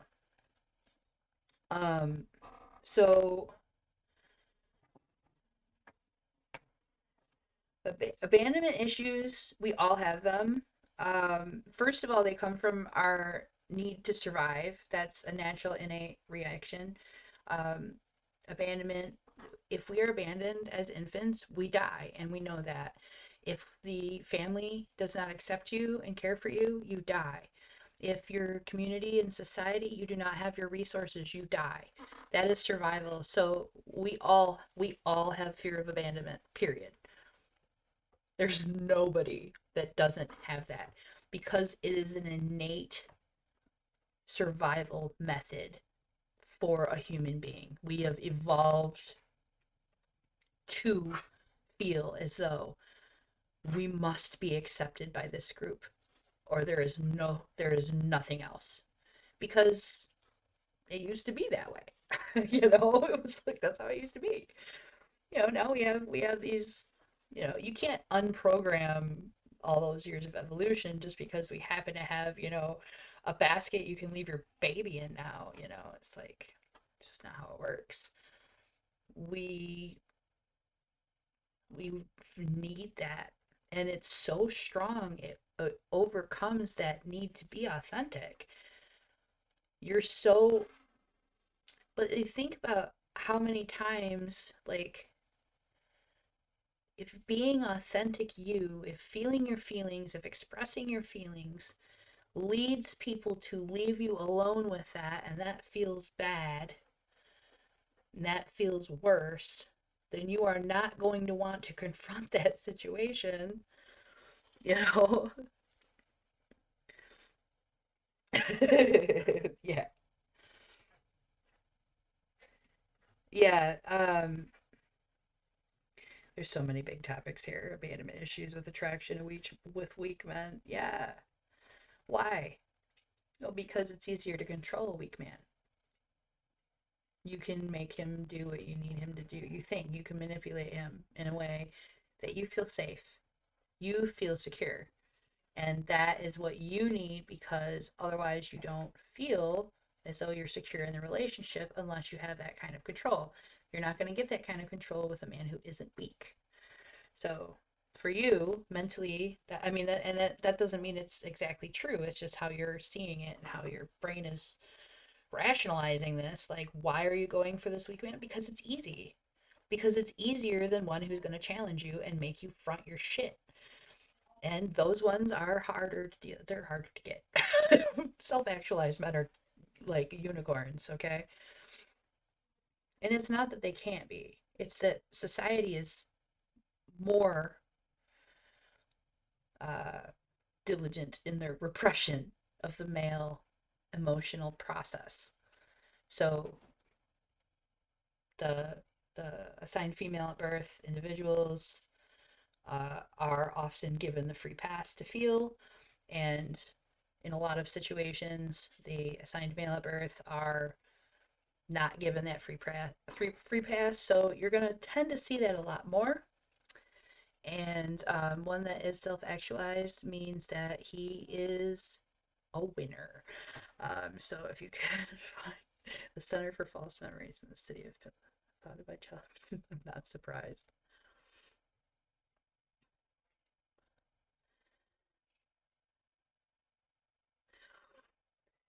Yeah, we can modify the story in our head to make it make sense to us, to explain. That's what Hallie is talking about, that we can make it, it will make more sense to us if we say this memory, this thing occurred, and this is how it happened, and this is how I felt, when really it didn't happen that way. It's just easier to explain why and how you felt that way by modifying the story, and you just do it subconsciously because you want it to be easy to explain. You want to deal with it, but that's the shadow self too. It's all shadow self. There's so much in this subject matter. So much. Um, so yeah. Some methods. There's some methods that I want to talk about. It's probably the I'm gonna go into the methods, and then the child brain is not only am I going to talk about inner child work, but also the child brain being so elastic. It is it rebounds quicker, but also it's very easy to stick something in the head of a child. Um, yeah, I actually I discovered that with my therapist in the past as well. There were certain memories that I had kind of deconstructed and reconstructed to suit um, the result. Basically, it was easier to tell the story that way, so that people realized why I felt the way I felt. And it's like in some cases it's probably perfectly not harmful, but there's some situations that you could really harm another person's life by reconstructing that story to a certain way, because that can occur, with in cases of like abuse and stuff, where like you're putting someone, claiming that they're guilty of a criminal activity when really it was not that this actually happened, but that you say, not that you were abused in this way, but actually, or you were left here, but that you were left in a situation where you felt unsafe. And so that story gets dramatized, exaggerated, whatever the case may be, in order for people to understand it when they hear it and go, oh my gosh. That's yeah. Um, I did that a lot recently with some specific memories, but I worked through that a lot with in therapy, where I was the narrative of yeah, yeah, no, and that's the thing, is like some situations we just don't have evidence, and we just are going off of. I think it's always safe to assume that a child, if they're talking about specific cases of abuse, that if they're claiming this, there's some need that's not being met, or they're not being kept safe in some way.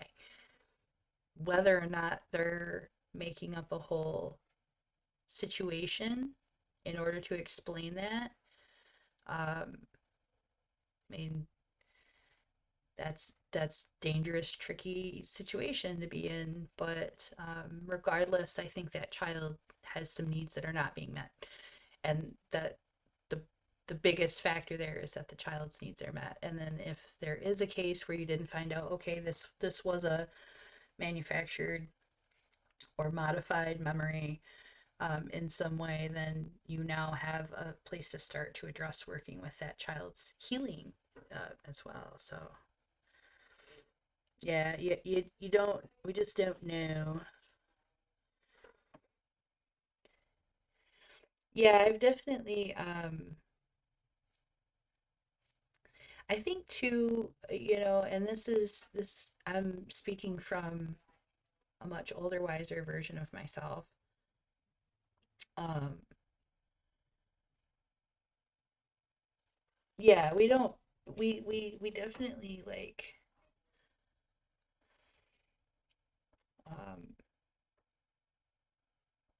get really creative with our memories and our storytelling, but overall, it all just points back to stuff that we're missing and that weren't addressed, that were stuffed down. And it's always honestly about, we have so little emotional connection, and whether or not you're spiritual doesn't matter, but like a soul heart connection with people, real connections with people. um that's like everything that we're doing, everything that we're doing, all our behaviors, all of our reactions are because we just want and need so deeply to be loved and accepted, and to feel secure and nurtured. We have these basic needs that are the same needs that we had when we were babies. And the ways that those nurturing and that those needs were not addressed as children are the same insecurities that we have now. But you weren't there when you were a baby. You weren't there. You don't know what that was like. You can sometimes piece together what might have happened, and that's usually what we do.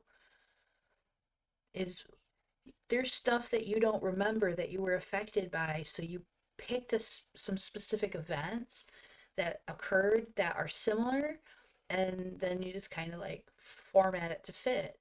But that doesn't mean that that feeling and those things didn't actually occur. One of the people I was talking to recently, the little boy was having nightmares, and they were like, oh, it's nightmares about this, it's nightmares about this. And I'm like,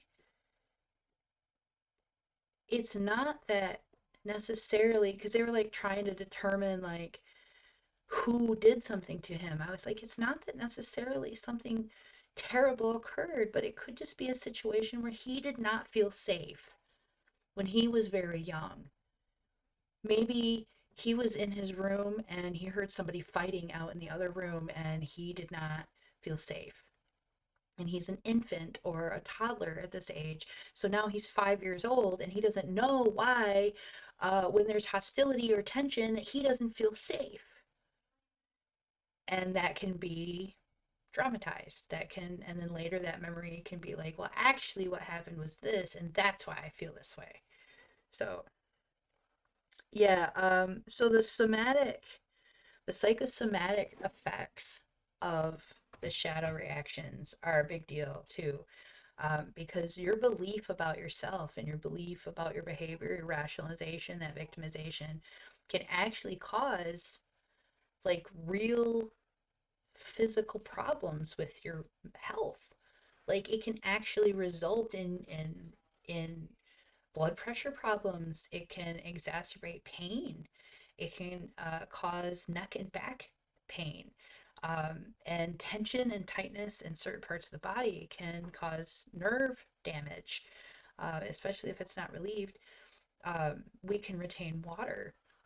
We can, there's so many things that we're feeding our body with our energy and our thoughts constantly. And so when we are not handling this stuff and we have this just constant inner turmoil that just never ever stops, because we never stop to just admit that we're not so freaking great and that we're all human and we all screw up, which is a big source of topic. One of the topics I'm going to end up getting back onto is this whole um, sexual assault, sexual harassment, misogyny. I'm going to get back into that at some point. Okay, but I want to wait until I can get into it from a perspective of where we can all look at what we need to be doing better. Because I don't think that a lot of the people that are working against us now realize that that's what they're doing or intend to be doing it, or even know why they're, if they even know that, then they don't know why they feel that way. Does that mean that it's our job to teach them? No, but it is, if you're gonna be a part of it, it is, at least my job. If I want to engage this conversation, I have to be able to hear what they are saying and explain it back to them in a calm, rational manner if I expect them to get it. And if I don't do this, I know I'm not going to learn by being yelled at or shut off, but I'm even today, inflammatory issue. Yeah, that's my favorite one. I have inflammatory issues. Autoimmune disorders suck. So, yeah, psychosomatic illness is exacerbated by not dealing with the shadow self and those reactions that we feel and the traumas that come up through our day-to-day life. They affect our physical health. They affect our choices of what do we eat, our what we do for exercise, how we sleep, whether or not we sleep, everything, even how we sit. Look at me slouching again. I have a tendency to do this where I lean on my arms instead of using my core to hold myself up, being on camera, this is like, I actually put my chair up a little bit and then the camera's up higher, and I do this on purpose because if I'm doing this, it looks like crap. But if I'm just sitting up like this, facing the camera, it looks better. So, like, I'm using my own ego to help my posture. But at least I'm honest about it. Right? Yeah, my shoulders are killing me. Okay, but also don't try to correct your posture while if you are heavy chested and you are wearing a sports bra. That hurts my back. It actually, I think it makes me have more of a hunch because of the weight pulls. I don't know. Anyway, I'm getting sidetracked. The fact that I start these at like 9 o'clock and it's 10:45 and I'm still talking just disturbs me to no end. It's the fact that I can talk. Thank you. Yeah, I know I look better when I sit upright, and I project myself better when I sit upright. So I like make myself do this. So now we're gonna get into some of the methods and techniques of the shadow work itself, because I think everyone has a pretty good idea of what that raw ugliness is. Um, got crushed. Okay, listen. I recently archived it, but I sent the post to Anna, Squaloscope Anna, uh, to mention to her that to show to her that it actually had occurred. I mentioned that a tiny spider had somehow ended up under my breast, and when I found it, it was in my bra, flattened under my boob. This little tiny spider, and I was just like, wow, yeah, my boob did that. Sorry, spider. Wow, what a way to go, though. Maybe I don't know. Maybe he was in it. Maybe he was just like, "Oh my God, death by boobs," and he like dove in there. I don't know what happened. I don't know what his mind was. Like, I'm rationalizing it, so I don't feel bad about the spider that got crushed under my weight of my breast. No, don't do that in public. People don't know how to react to that, as it turns out. You know what? I have this terrible habit. Okay, because I've always got cleavage, always. It's just me. I don't like stuff around my neck. My clothes fall off. Um, always collecting, always, and I mean always collecting crumbs in my cleavage. So that inevitably means that at some point during the day, it migrates a little bit. You might get a little under one of the boobs. It starts to get itchy. It's very uncomfortable if you haven't properly cleaned this out. If you're sweaty, it's worse. Now it's sticking to you.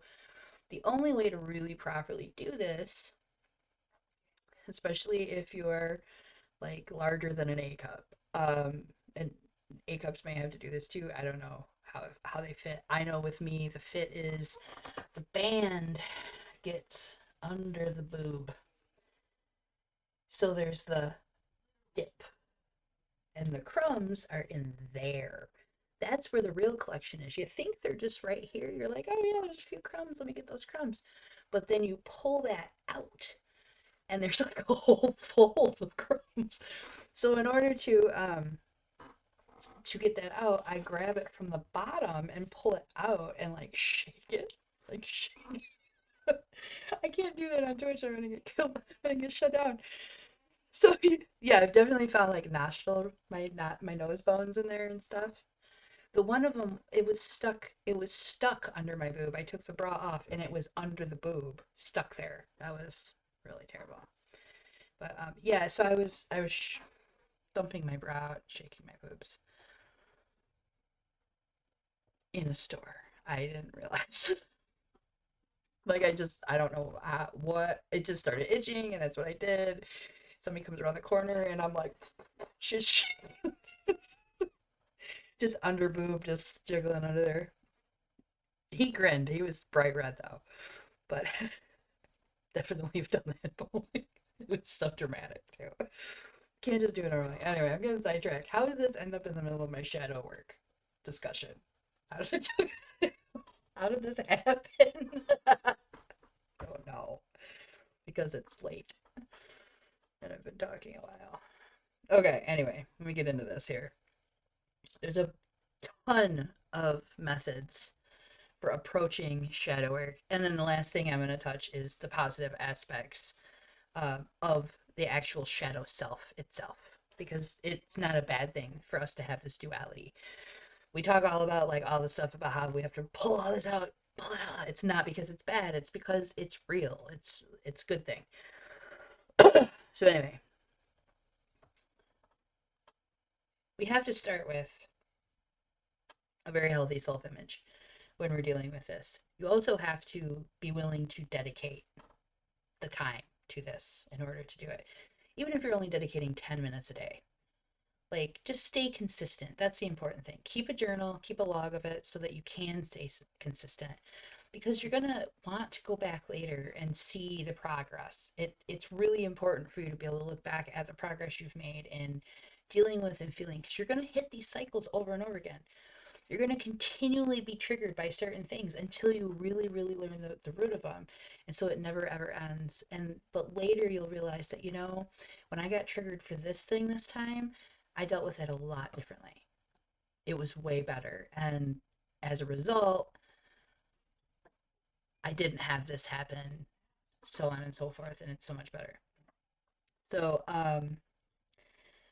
yeah, you have to dedicate yourself to regular work at this.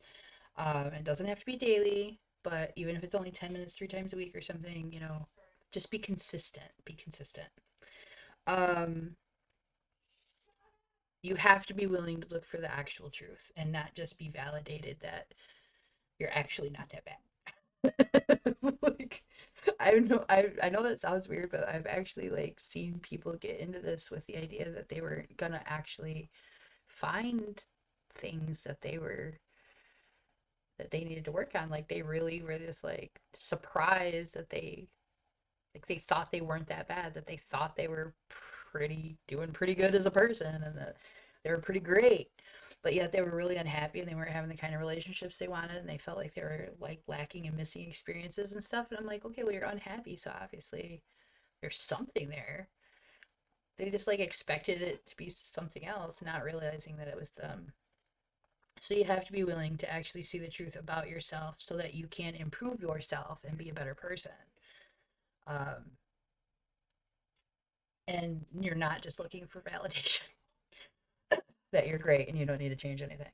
Stay you, babe. Um, you have to, the goal also here, the goal is peace, calm, neutral. The goal is not to have extreme emotions and feelings about literally everything that comes and smacks you in the face, because that is exhausting. Let's be real. It's exhausting to have that many feelings about so many things. It's exhausting to be angry about stuff. It's exhausting to be reactive to shit that hurts you. It's exhausting to feel the feelings of trauma. And the more that you hide away from them, refuse to acknowledge them, refuse to look at the ugly part of it, including where you thought you were good, like re-examine what is good. But like, until you do that, you're just going to continually go back into the cycle. But it's tiring. It's exhausting to do the work, but it's more tiring to continually keep going through it over and over again and not doing the work. It makes more sense to do the work so that it gets easier eventually. You know, like, there's people out here just doing the same shit over and over again, willy-nilly, no cares in the world, don't even realize they're doing it. Same exact cycle. And they are so confused why they keep dealing with the same shit. Why do my relationships all end up this way? Well, have you ever thought about maybe addressing some of these like characteristics that you happen to have? What are you talking about? I don't have any characteristics. I see the problem. That was my shadow self. Shadow self is petty and will call you out. It's also really important for people to say, you are not your thoughts. Okay? We all have shitty thoughts. We all have thoughts that are not true. We have thoughts that we have made up. We have thoughts that other people have told us. But that does not mean that is who you actually are. Those are just thoughts. Those are things. And this is separate from the real, authentic you. And so when something is said and it hurts and you're like, "Ah," you know, that's why we feel it. So, but you're not your thoughts, and you have to be okay. Excuse me. Let's take a sip here.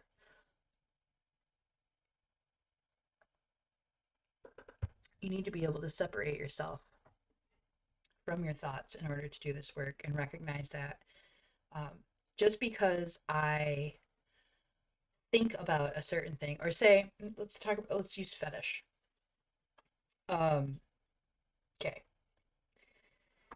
Just because I feel that submissive men are not capable of pleasing me, ultimately. That's not what I'm looking for. That doesn't mean that I actually have these ideas of like that's what the relationship is or that that's what it's supposed to be for, but like I have this thought that it's supposed to be in a certain way and it looks like this to me, and because of it this is how it's going to be. That's the thought that I need to look at. Like, it's not that I'm a bad person for having the thought. I would only be a bad person if I acted on it and it was hurting other people. That would be a bad person. But just having the thought doesn't mean you're bad. This is also why I think it's so important for shadow work to be more commonly discussed, because imagine if we had a mental health system. Yeah, intrusive thoughts, exactly.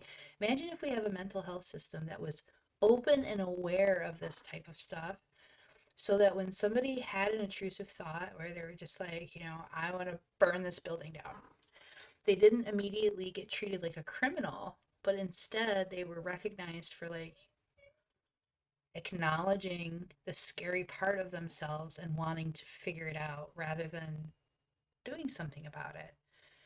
But we don't do that. We punish people for their thoughts, which just leads to more repression of these thoughts, which leads to bigger reactions when the person finally loses their shit, which means worse and worse shit happens when these people lose their shit. We have school shootings because this kid was repressing these feelings of themselves, not having the support they needed, probably on medication, not being, all these factors. There's a tipping point for them and they lose their shit. Like, imagine if there was a safe place for these people to go and say, I want to shoot all these people and not be treated like a criminal. That would just be tremendously helpful in saving lives.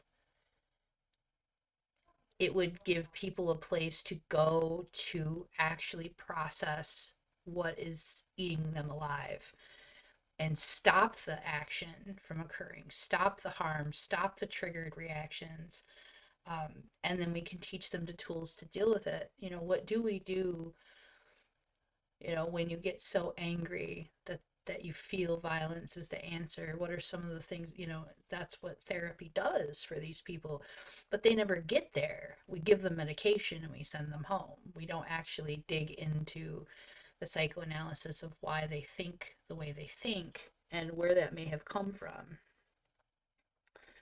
Um, yeah, the prison industrial complex has a huge money making advantage to locking people up, so they're automatically going to go for that. So therapy is obviously one of the most important. I say this a lot, and I continue to say this because I think it's important for me to be responsible when I talk about shadow work.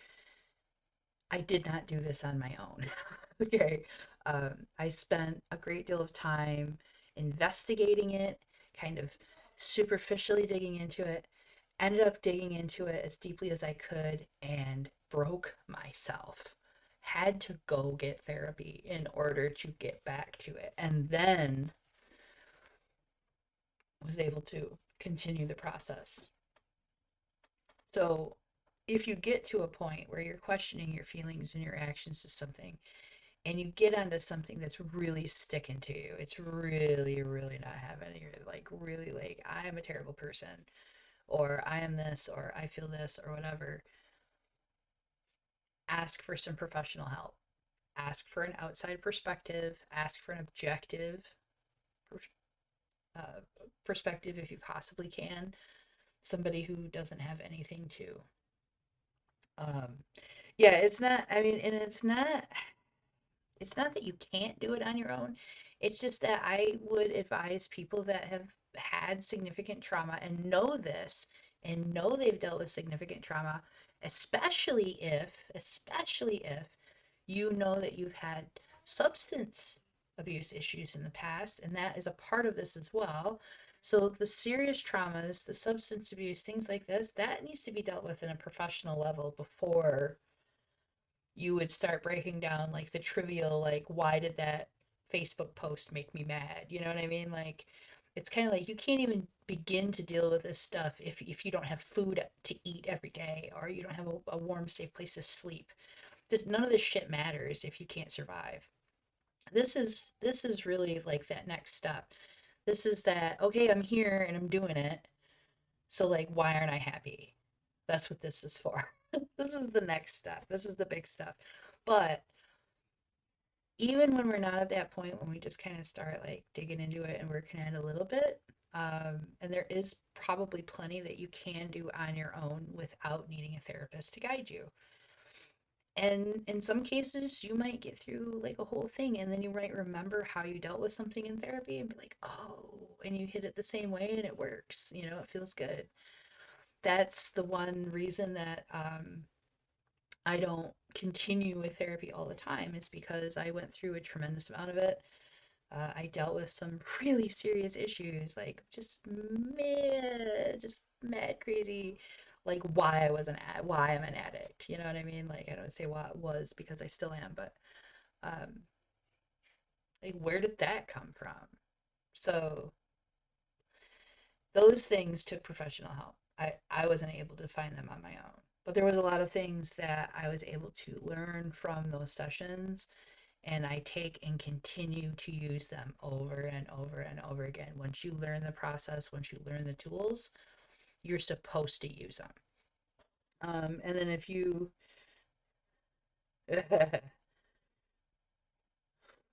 yeah, no, yeah, certifications and finding the right therapist for you is so critical, because everyone's, struggles are unique too. And I think there's a lot of people that get into this profession for the wrong reasons. Um, and that's for them to deal with. And unfortunately, we have to sort through them, and that takes real weird time. But um, most people, I don't think, find the perfect therapist the first time they go to one. I mean, you're very lucky if you find one that you feel that you can get some work done with. But I feel like most people get to even if you start off and you really like the person, you get to a certain point fairly quickly where you need to move on. Um, Sometimes for me, I find that if I can manipulate the conversation, they're not tough enough for me. I need somebody that can actually keep me on track and not allow me to control it. Um, so I've been known to challenge them just to see what they do. And I went through a lot of therapists originally because of that, um, to the point where some of them didn't want to work with me. But uh, eventually, getting into that, finding one that was able to work through one area. And then when I grew past that, I didn't feel like I was gaining anything from those conversations. I took a break for a while. I ended up going back and talking to another person, getting a different perspective, working through some other stuff. Like I said, lifelong, always. This isn't, you're not going to walk away from here and go, huh, I did some shadow work. Now I'm shadow worked. So, you're not supposed to do that. That's not what this is about. This is about people being aware of what it is, and what benefits it has, and what are the negative repercussions of not dealing with it, some of the traits that come up as a result of not dealing with it, and how that might negatively affect your life. Being more aware, more self-actualized, realizing what you're doing and why will lead to you being more peaceful and less stress. And that is the goal. So some of the other things, therapy talk. That's a big one. The Work by Byron Katie. Okay, if you've not heard of Byron Katie, ByronKatie, Byron Katie. Her first name is Byron. The Work is really, really, really, really good shit. Now I recommend this for. It's good to either stimulate your therapy or in between sessions, or if you have had quite a bit of therapy and you want to do a little bit of self-help work. That's what this is designed for. It's self-help work. You don't have to have a therapist to work through this. But again, she is a professional and she also recommends people work with professionals in a lot of this. So sometimes we get to parts where we just need to acknowledge it's beyond us. And if you can do that, and if that happens, then you're doing the shadow work thing right. You're doing it right. If you feel doubt all the time, you're constantly questioning, you're doing it right. So the Byron Katie, the work, the foundation of it is questioning. Yes, Byron Katie. The foundation of it is questioning, and some of her practices, I think there's some question in like how she approaches certain things. I have not dug 100% into all of this person's work, so don't, I'm not some kind of there's no gospel here on Byron Katie, but I do like the foundation of the questioning method. That's what I like about the work, because it takes a statement, take a certain memory, take a feeling, and you examine it really thoroughly. Like you separate yourself from it and say, okay, is it true? So, you know, somebody has said that you are underqualified for your job. Okay, is it true? Are you underqualified for your job? Do you feel underqualified for your job, or do you know that that's not true? So you have to decide. You may say that I actually am underqualified, and that's why I don't like the statement. Okay, so right there, like you can just deal with that rather than denying it. So anyway, the the next thing that you're asking is the how do you know? Like how do you know that's the truth? So say, yeah, the work is super visual. I get it. I do the same thing too. But yeah, how do you know? Like how do you know that's the truth? So you're underqualified for your position. Is that true? Yes, it's true. How do you know that that's true? What makes you believe that? Or if it's not true, no, it's not true. Well, then how do you know that? What makes you believe that? And you're going to break down the reasons, right? Well, because I am capable in this and I have these skills and I actually do this and I've done this and I've done this and I've done this. So I'm not underqualified. Or if you are underqualified, say, well, actually, is that true? Yeah, it's true.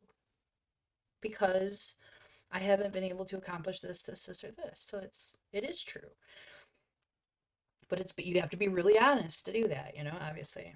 So then it's like, okay, so how do you feel when you believe that? Does that make you feel a certain way when you believe that statement or believe that situation to be true? And then you have to separate yourself and say, okay, now who are you without that thought at all?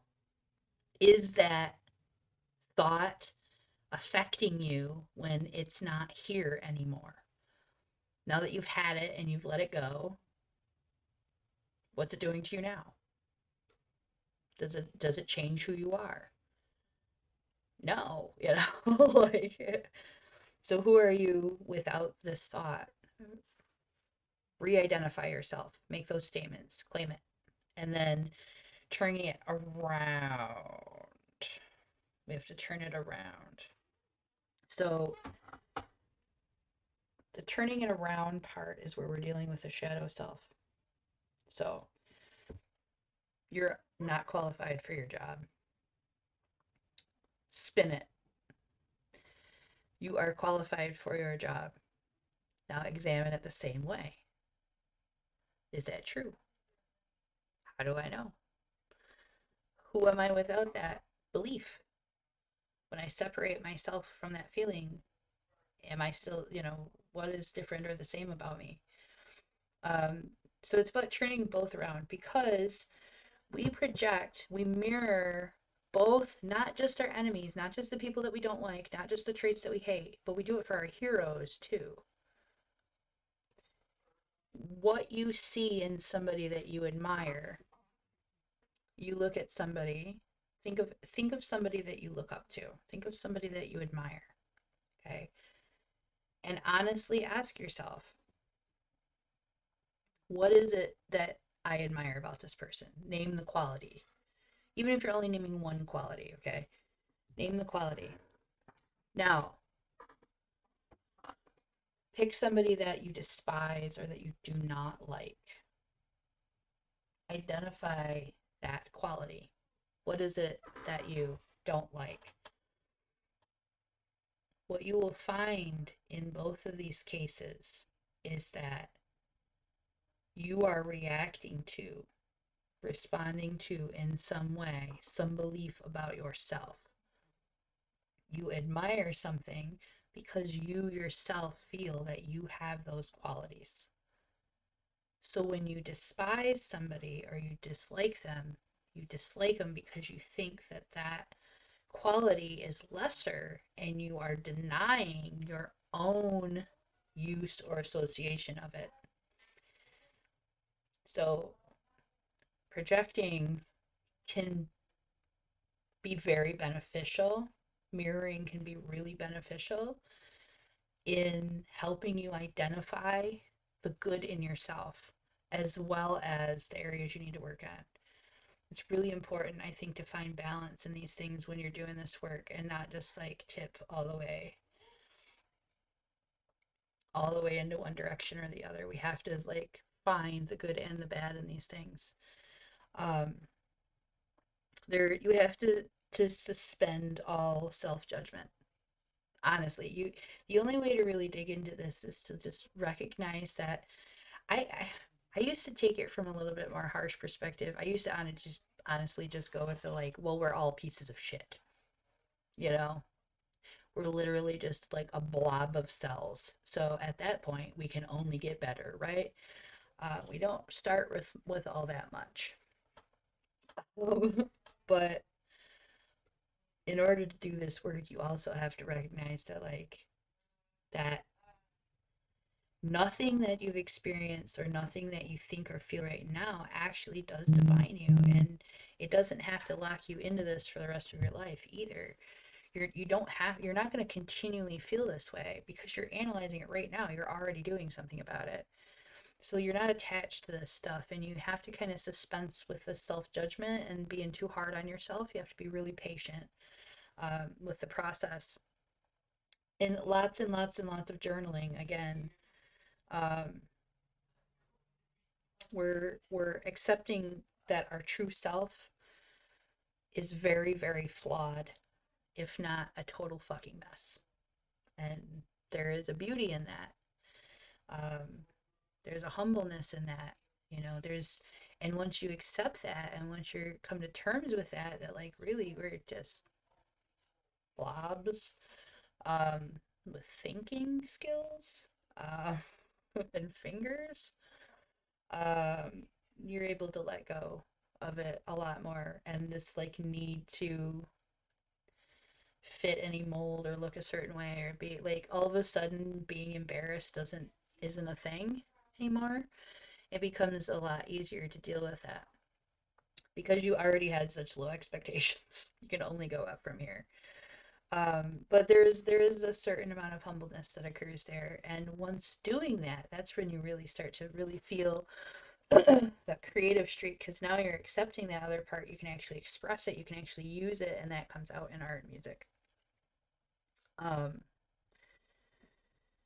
yeah, it just keeps the bar. Journaling, if you don't feel like you're a good, yeah, drawing is, I was gonna say, if you don't feel like you're a good journaler, any kind of creative outlet, anything, that, I don't care if you sing, if you write poetry, if you journal, if you draw, if you paint, if you cross stitch, I don't care. Creative outlet. That's what we want to go with. So if you're not a journaler, find an outlet for the process so that you can see your progress, you know. Um, Self audio talks too if you're not a writer, but you want to keep like words associated with things. So yeah, the process of naming the emotions and investigating them and breathing through them and exploring them even a little bit more when you get brave, really, really going wild with it then. But then nurturing yourself for it, like having patience and loving yourself for it, and just going, I'm just a blob of cells, and I'm not gonna be perfect. I'm gonna screw up a lot, and that's totally cool. And I'm just gonna love myself through it, because I love that I'm here identifying that part of myself right now. I'm gonna love myself and all of those imperfections, and know that I can do that because I care so much about living a better life, and being a better friend, and being a better lover, and being a better healer to people that need me. So just that alone, like, already gives you a little bit to work off of. Like, maybe there's nothing else, but the fact that you care and that you're trying, that's a lot. That says a lot about who you are. So that's a big deal. Yeah, we have to name these emotions and then investigate them. Why do I feel this emotion? It's layers. You'll ask, why do I feel that? And then you'll answer that. And you go, okay, but why do I think that? And then you'll answer that. And it'll just keep getting deeper and deeper. For example, um, one of the things, I just lost my train of thought. Anyway, some people hike, some people, that's their journaling. They hike and they take pictures, and that does something for them. Some people, we've all got our own way. It doesn't matter as long as you're expressing yourself. Um, EFT is another. Some people like to really, if you really want to get into some of these traumas, if you have some really serious trauma, that EFT is pretty dope stuff. Um, it very much is reprogramming your response to trauma, and it's just a little. I think it's actually more direct um, than shadow work in this capacity, but it also gets right to the root of things really hardcore, really fast. So that's a good stuff. Um, plant-based plant-based medication for some people is helpful and beneficial into helping their mind expand and be able to see from different perspectives. If you're going to use this method, obviously I'm not recommending it because that would be against the law. I would never recommend anyone use any plant-based medication unless under recommendation of a doctor, professional, and whatever licensing capacity that requires. But it does work for some people. I've had several uh,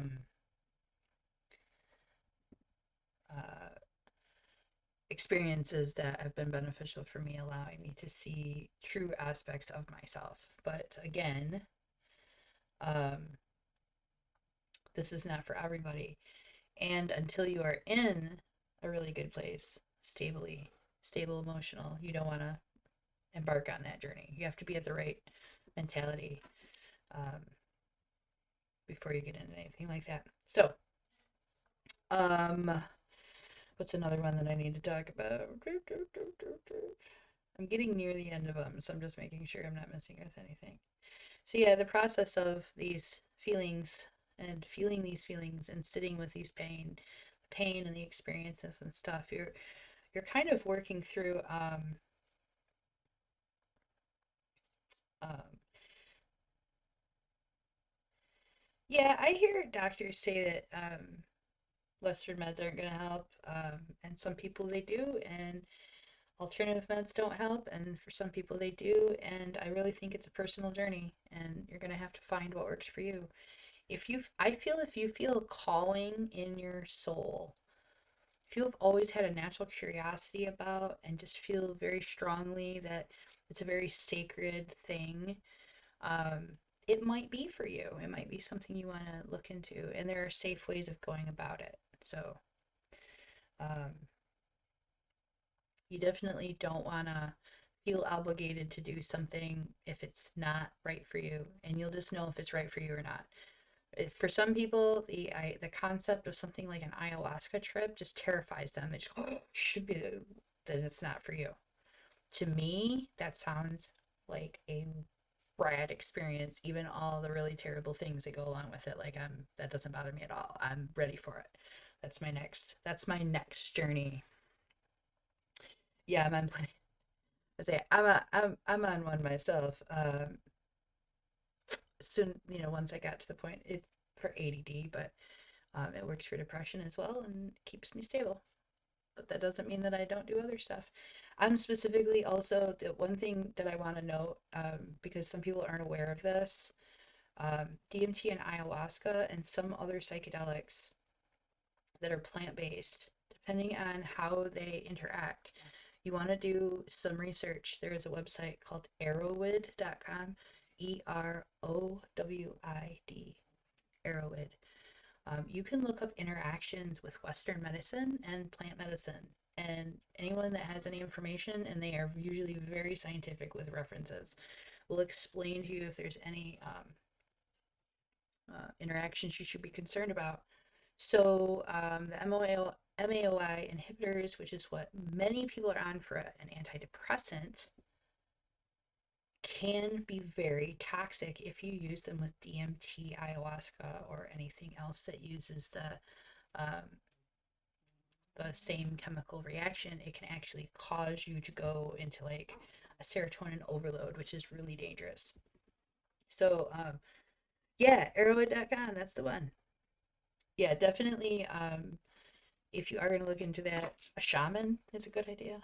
Go see a shaman. But if you're, experimenting on your own, if you're a well-traveled psychonaut, I am myself. I personally do a lot. There's some stuff I don't do alone, but it's up to the individual. But be safe if you're gonna, and always have a buddy. Always have a buddy. Check in with somebody. Um, Meditation, obviously, is a tool. Doors working for the shadow self, like the obvious one, I think. I don't know how to get into meditation anymore. I do think that because I'm going to do a Saturday night, I think Saturday night's going to be a lot of like AMA tarot reads. So I'm going to do like more just like live, whatever's happening. But Sunday night, I think we're going to do a guided meditation. So it's going to be a live stream. I'm going to talk about probably a card reading, and then I'm going to actually guide through a meditation so that you can go to bed with some. Sorry, I'm getting all kinds of air movement. It's all this talking. Jesus, I talk a lot. I amaze myself sometimes when I see I'm like, what the fuck? Nikki. I remember one time I was probably about 10 years old. I was standing in front of my dad. He's laying on the couch. He's trying to watch TV. And I'm telling him about my day at school. And there was some drama that had gone on. And I was in the center of it, which was really weird for me. I was never in the center of the drama. And I remember him just looking at me and goes, wow, and I got so like crushed when he said that. I started to cry, and he goes, no, that's what I love about you. I was like, you talk a lot. Okay, some people like it. Yes. So, oh yeah, the chakra alignment. I usually do that in my guided meditation. So, Hallie, this is not as hard as you think, because I find that most people actually don't know how to meditate at all. And as a result, they're trying to do something that is not meditation. And what they're trying to do is impossible. So you will always feel unsuccessful if you are trying to do what most people think meditation is. So I'm going to talk about how we meditate in that Sunday one. So when you listen to it, you're going to actually understand what you're supposed to be doing. And then we'll give it a try and see what happens. You can't screw it up though, because even if you're sitting there and you're like not following the instructions, whatever you like that case may be, the fact that you're still focused on that is still like working within the meditation. And then you'll get better at it over time.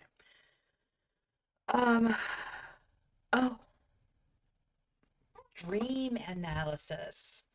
My favorite. That's one of my favorite ways to do shadow work.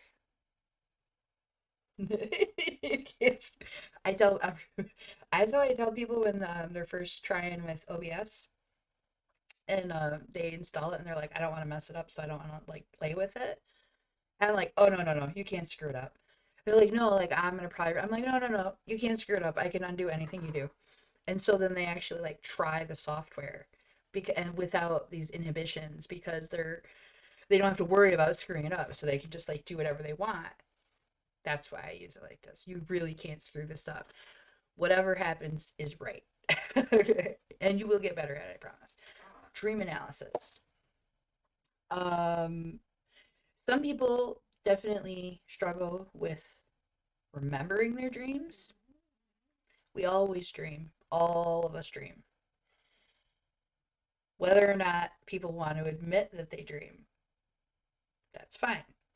We all dream, period. Your brain does not stop when you go to sleep.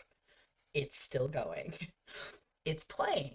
It's resting. It's kind of swirling around in a different way, in an unorganized way, but it didn't stop. The question is whether or not you can remember them. And that is not for everybody. Now, medication can make it impossible for you to remember your dreams. So if you're on a medication and they say you're not going to dream, it's not that you're not dreaming, it's that you're not remembering them. You can get that stuff to come out in other ways. So it's not all is not lost. But if you think that your brain is just simply keeping the information from you because it's too much, there are ways of teaching it to come out in a safe, controlled way. The process of keeping a dream diary, it is literally the act of, okay, now, if you're not a journaler, that's fine. If you're not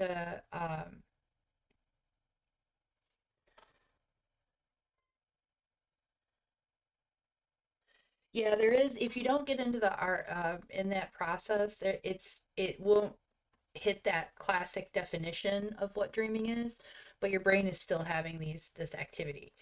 Um, so if it doesn't come to consciousness in the dream part, it usually comes out in other ways. So in your case, you might be actually feeling it coming out in your art and might be expressing it through that way. It's just the subconscious. It's the subconscious. That's all it is.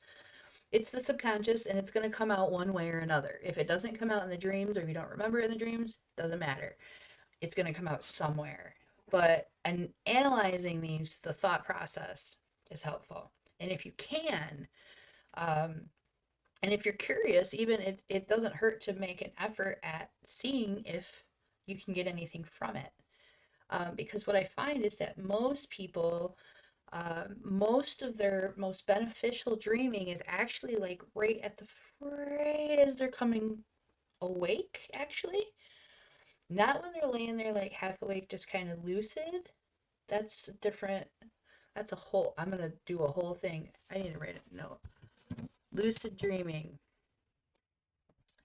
Lucid dreaming versus astral projection. That's a whole nother topic. That's gonna be a long one like this one. We'll wait for next week. Okay, that's a whole different one. Anyway, but it is like it's more forward than people think. Like it's not so repressed. That if you take a method of keeping notes. For some people, a marker and some blank paper is enough.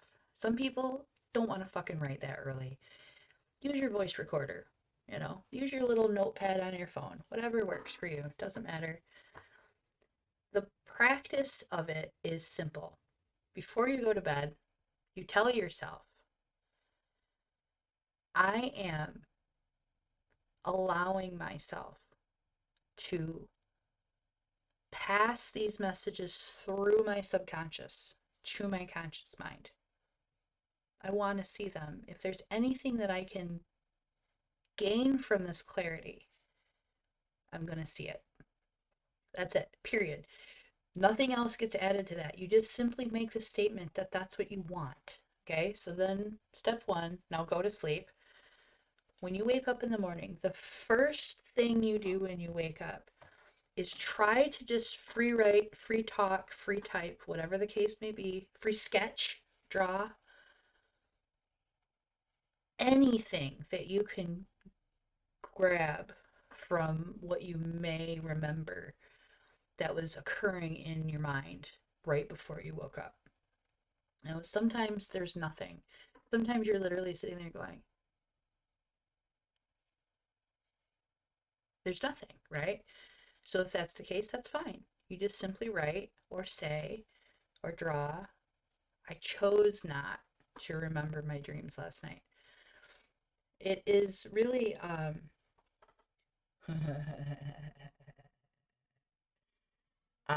yeah, Rose, that if I do literally anything between waking up and recording that information, it's gone. Now, over time it does get better though, and if you practice it really consistently, it will last longer and you'll get more and more and more and more detail, but it takes like a lot of practice. And even then, sometimes I wake up and I don't remember what I dreamed. And I just say, I guess I wasn't supposed to remember that. I chose not to remember what I dreamed last night. So it's just, you just tell yourself that you're allowing yourself to see it if you need to, but it's okay if you don't. And you just kind of give yourself this reassurance over and over and over. And eventually it does start to be where like you wake up and you're like, oh yeah, this happened in the dream. And then this happened. Whoa, that was wild. And then you'll be able to look back later at your analysis and you can pick pieces of the shadow work out of your analysis. But the process of remembering your dreams is a whole thing in and of itself. So that might be not for everybody. That's a whole different experience. Inner child work is another big positive push towards doing shadow work, where we're literally like honoring and loving the inner child, and allowing the inner child to come forward and express the things that were not expressed, to feel the things that you were not allowed to feel, the shame, the guilt, what you were told not to, when you wanted something so badly and you stole it and they took it from you and they told you you were terrible, and the whole time you were thinking, if we weren't so poor, we had more money, then I wouldn't feel like I need to take these things that I want, that I don't have, that you can't buy for me. I knew that there were some things that my parents were not going to provide for me. And so as a young child, I would often steal. I would take things that I wanted. But rather than someone expressing to me, it's okay to want these things that you don't get, and it's okay to feel like it's a little unfair that your parents can't buy these things. It was, stealing is bad.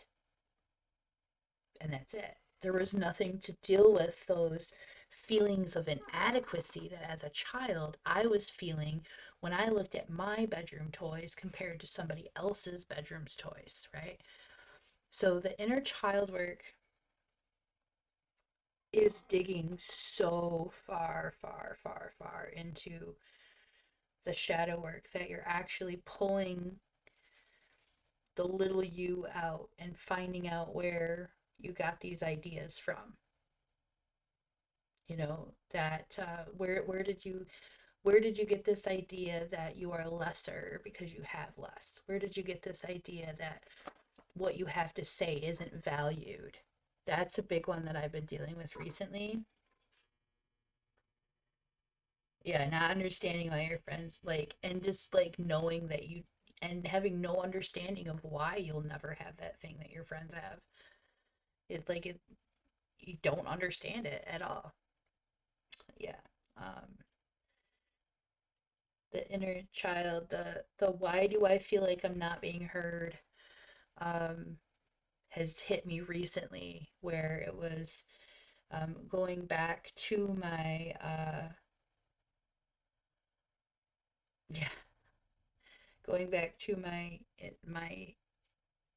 inner self of thinking, you know, that when I was saying things that I felt and that were true, that I would be told that I couldn't say that, or I couldn't feel that, or that was wrong, or it was bad, or um, and I remember a time where I had been telling my mom that something was going to happen repeatedly, like over and over and over again. This is happening, this is going to happen, this is going to happen, this is going to happen, this is going to happen. And like they weren't listening to me. And then it happened. And it was just as awful as I had feared, which is a whole nother, you know, it's another thing in itself we can discuss. But it happened and I was traumatized by it. And the whole time, all I can think of is, why didn't you listen to me? Why didn't you hear me? I was calling for help. I was telling you this thing was going to happen. I was telling you that I couldn't deal with it, and you didn't hear me. That is a wound that I deal with even today. Like recently felt unheard. Was literally calling out to this person. Sorry, I hit the mic. For a long period of time on the same subject, not being heard, not being heard, not being heard. I finally lose my shit and realize that I'm reacting from that very, very afraid little girl who is just doesn't want to be freaking traumatized again. And I don't understand why my voice isn't big enough for someone to hear it. Why does it need amplification? Why is it not big enough when I speak? But that's not true, right? If I do the work, is that true that my voice isn't big enough when I speak? No, it's not true. How do I know it's not true? Because I'm speaking right now and it's big enough right now. That's how I know it's not true. So, breaking down these things that as they come up, like that reaction, that feeling that I wasn't heard, and it made me so angry and I had to be heard. Instead, what I needed to do was to break back down. What did it feel like when I wasn't being heard? Let me identify these emotions. You feel neglected? Did you feel betrayed? Did you feel insignificant? Did you feel like you weren't important enough for someone to care about that? So these are the things that the inner child work does and digs in. Yeah, the language, socioeconomic struggles are, I think I said, like, that's early on in the beginning when I started this, like, um, if that's in a predicament that you're still in, like, it's really difficult to be doing shadow work when you're still in that survival thing. But giving definitions to and defining the terms and applying the emotions to the feelings of what you experienced as a child as a result of those conditions is going to make a whole world of difference, not just for you, but you can actually add benefit to other people's lives as a result too. You can help them understand it and them do better with it. So yeah, those are just some of the ways that you can approach shadow work. Just some of them. It comes up constantly, and I think it's really important to kind of just keep an open mind and think creatively about it. As long as you're focused on being aware of yourself, what am I saying? What am I doing? How am I feeling? What am I projecting? What am I rationalizing? What am I mirroring? All of these things. What am I masking? Is this a social mask, or is this how I really feel? You know, and you're questioning that and you're doing that constantly. You are doing the work of shadow work. Like, nobody can tell you otherwise. Just the fact that you're thinking about it. What did that mean? Why did I feel that way? Even if that's a part of your shadow self, you know? Um, yeah, I was and Hallie, to get into that whole thing too, my mother was very much embarrassed by that status. Her family was always well off, and that was like her definition of her life. And then she realized that that wasn't automatically extended to her, and she had to provide it for herself. And you know, but her mother told her to find herself a husband because that's what she did.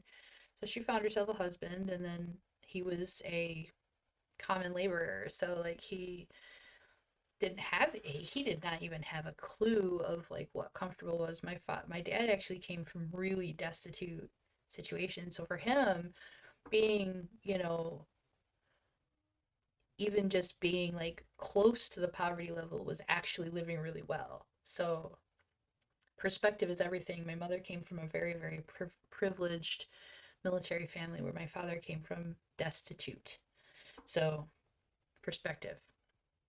Um, but that you know, feeling, my mother would often, like, people would say that we were poor. I remember being a kid, and we were on the bus and we were going on a field trip, and we were driving past my house on the bus with all my classmates.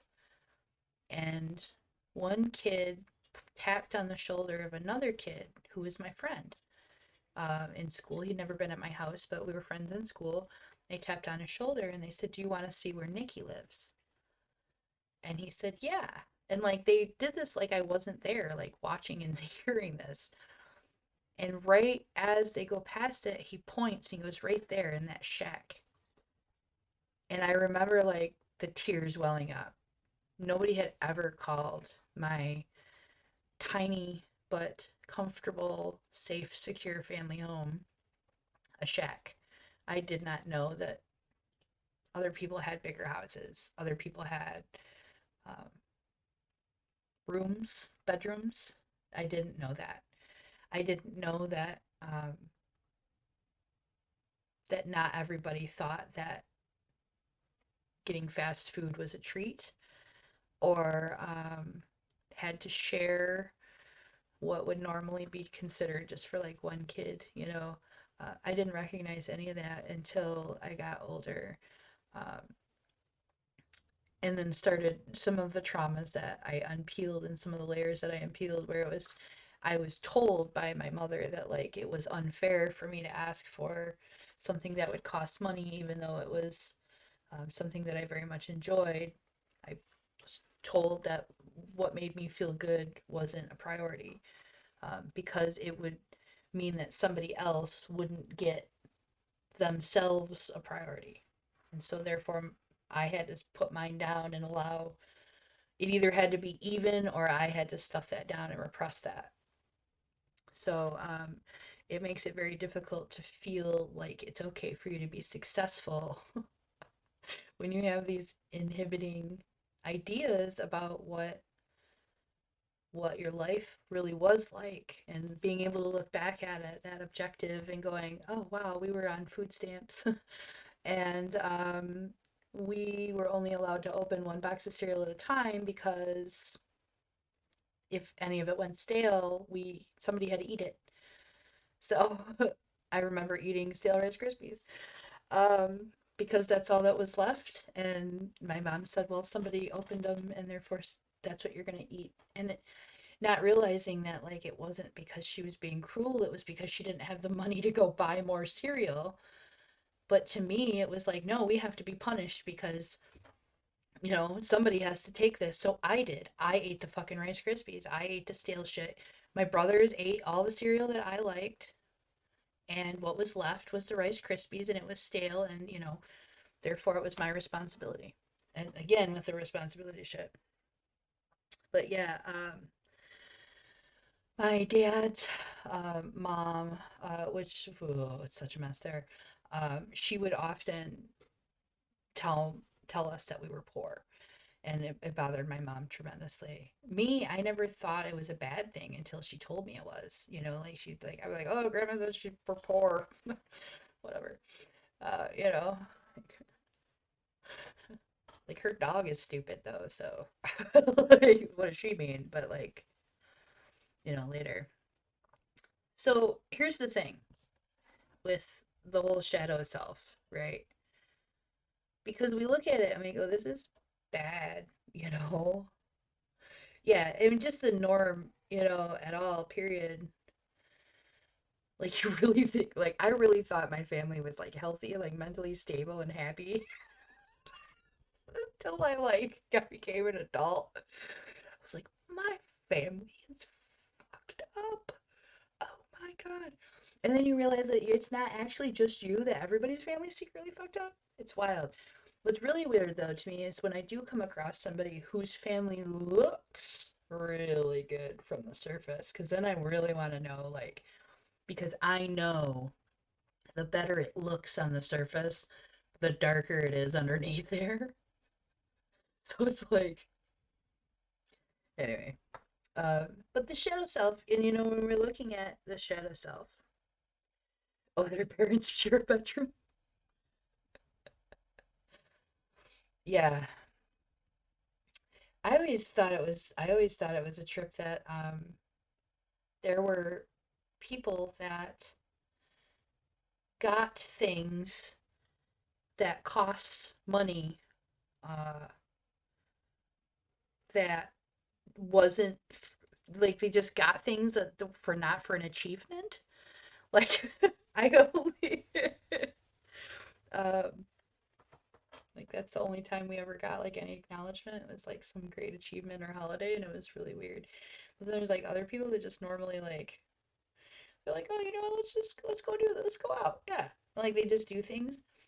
We never did a family vacation, uh, because we didn't have and then I didn't realize that until I was an adult. Somebody was talking about going on a family vacation. I remembered that the only picture of my family on vacation is my mom and two brothers, and I wasn't there because my mom said that I was too busy and she didn't even ask me.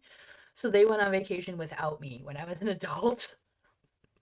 But we never went on family vacation, and I didn't realize that that was a thing that like families actually go on at least one, like somewhere, right? Like, well, like we never did, and I didn't know that people did that, like traveled together. It's like you travel. But yeah. Oh, clothes for fun. That's wild. What do you mean you got to pick out what store you wanted to go to for school clothes? Oh no, no, no. We went where it was on sale. Wherever had the best sale on the jeans. That's where we were going. That's what I was getting. Kmart. It was Kmart. It was always Kmart. They always had the cheapest.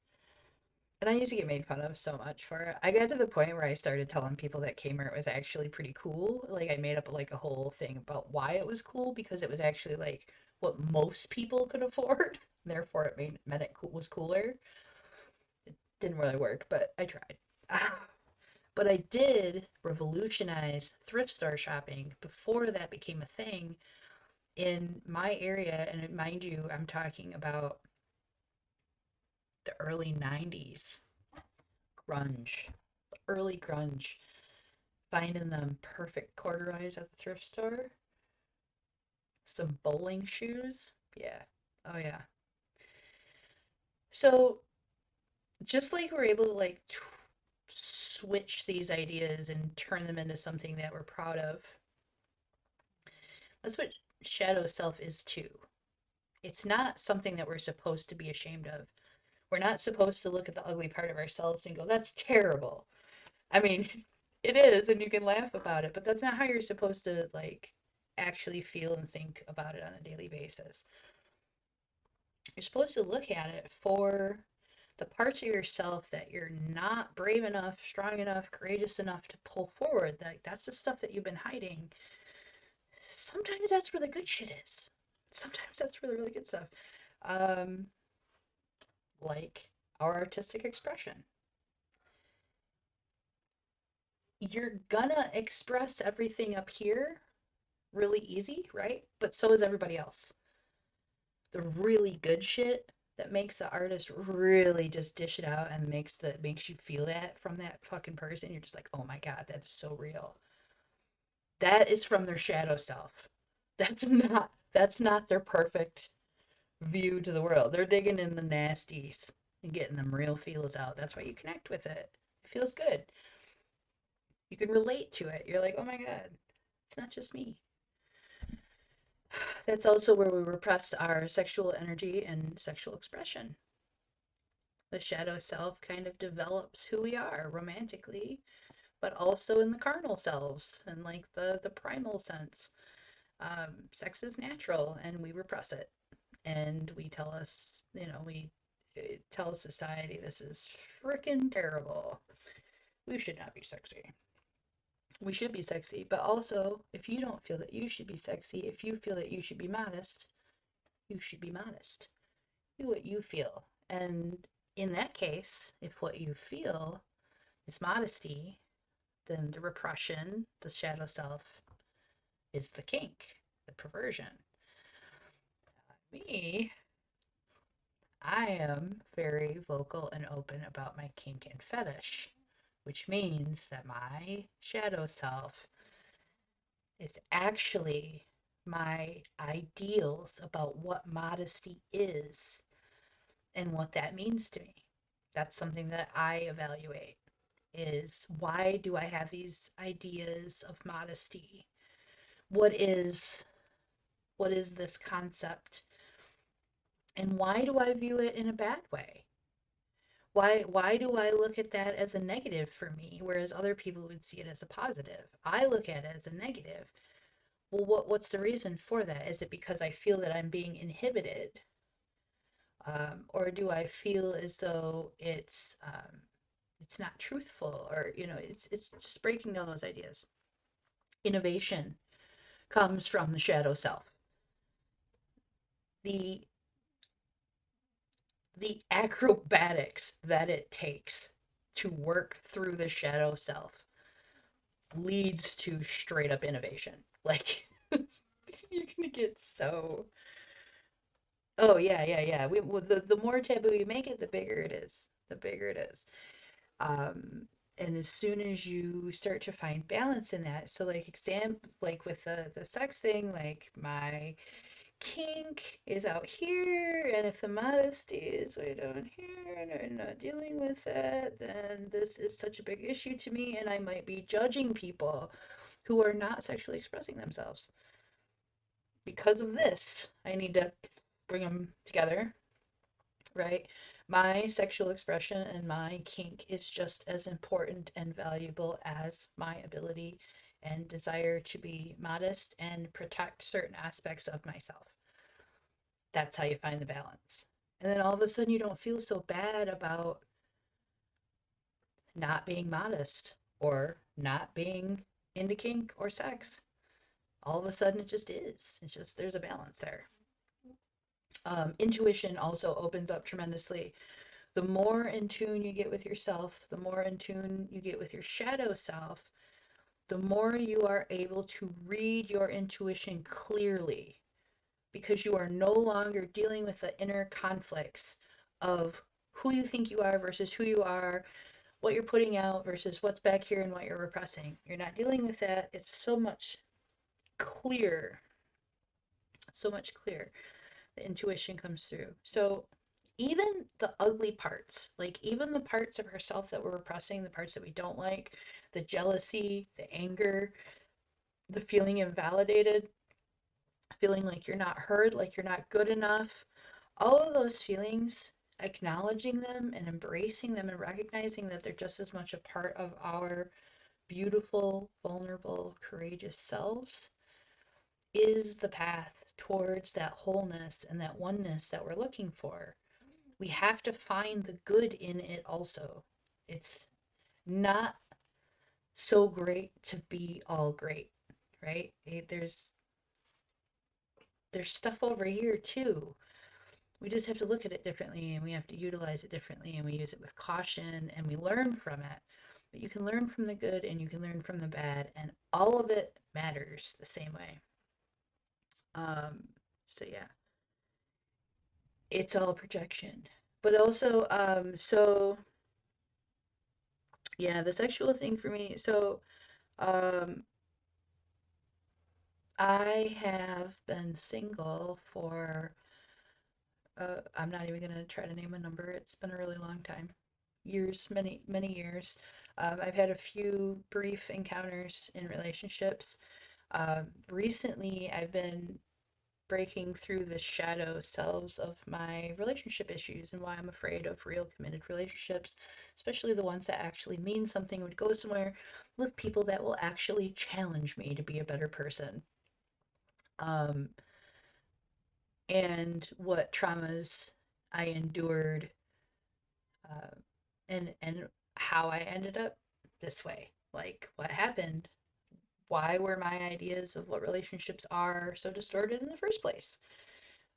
So that went back to, of course, my parents. Um,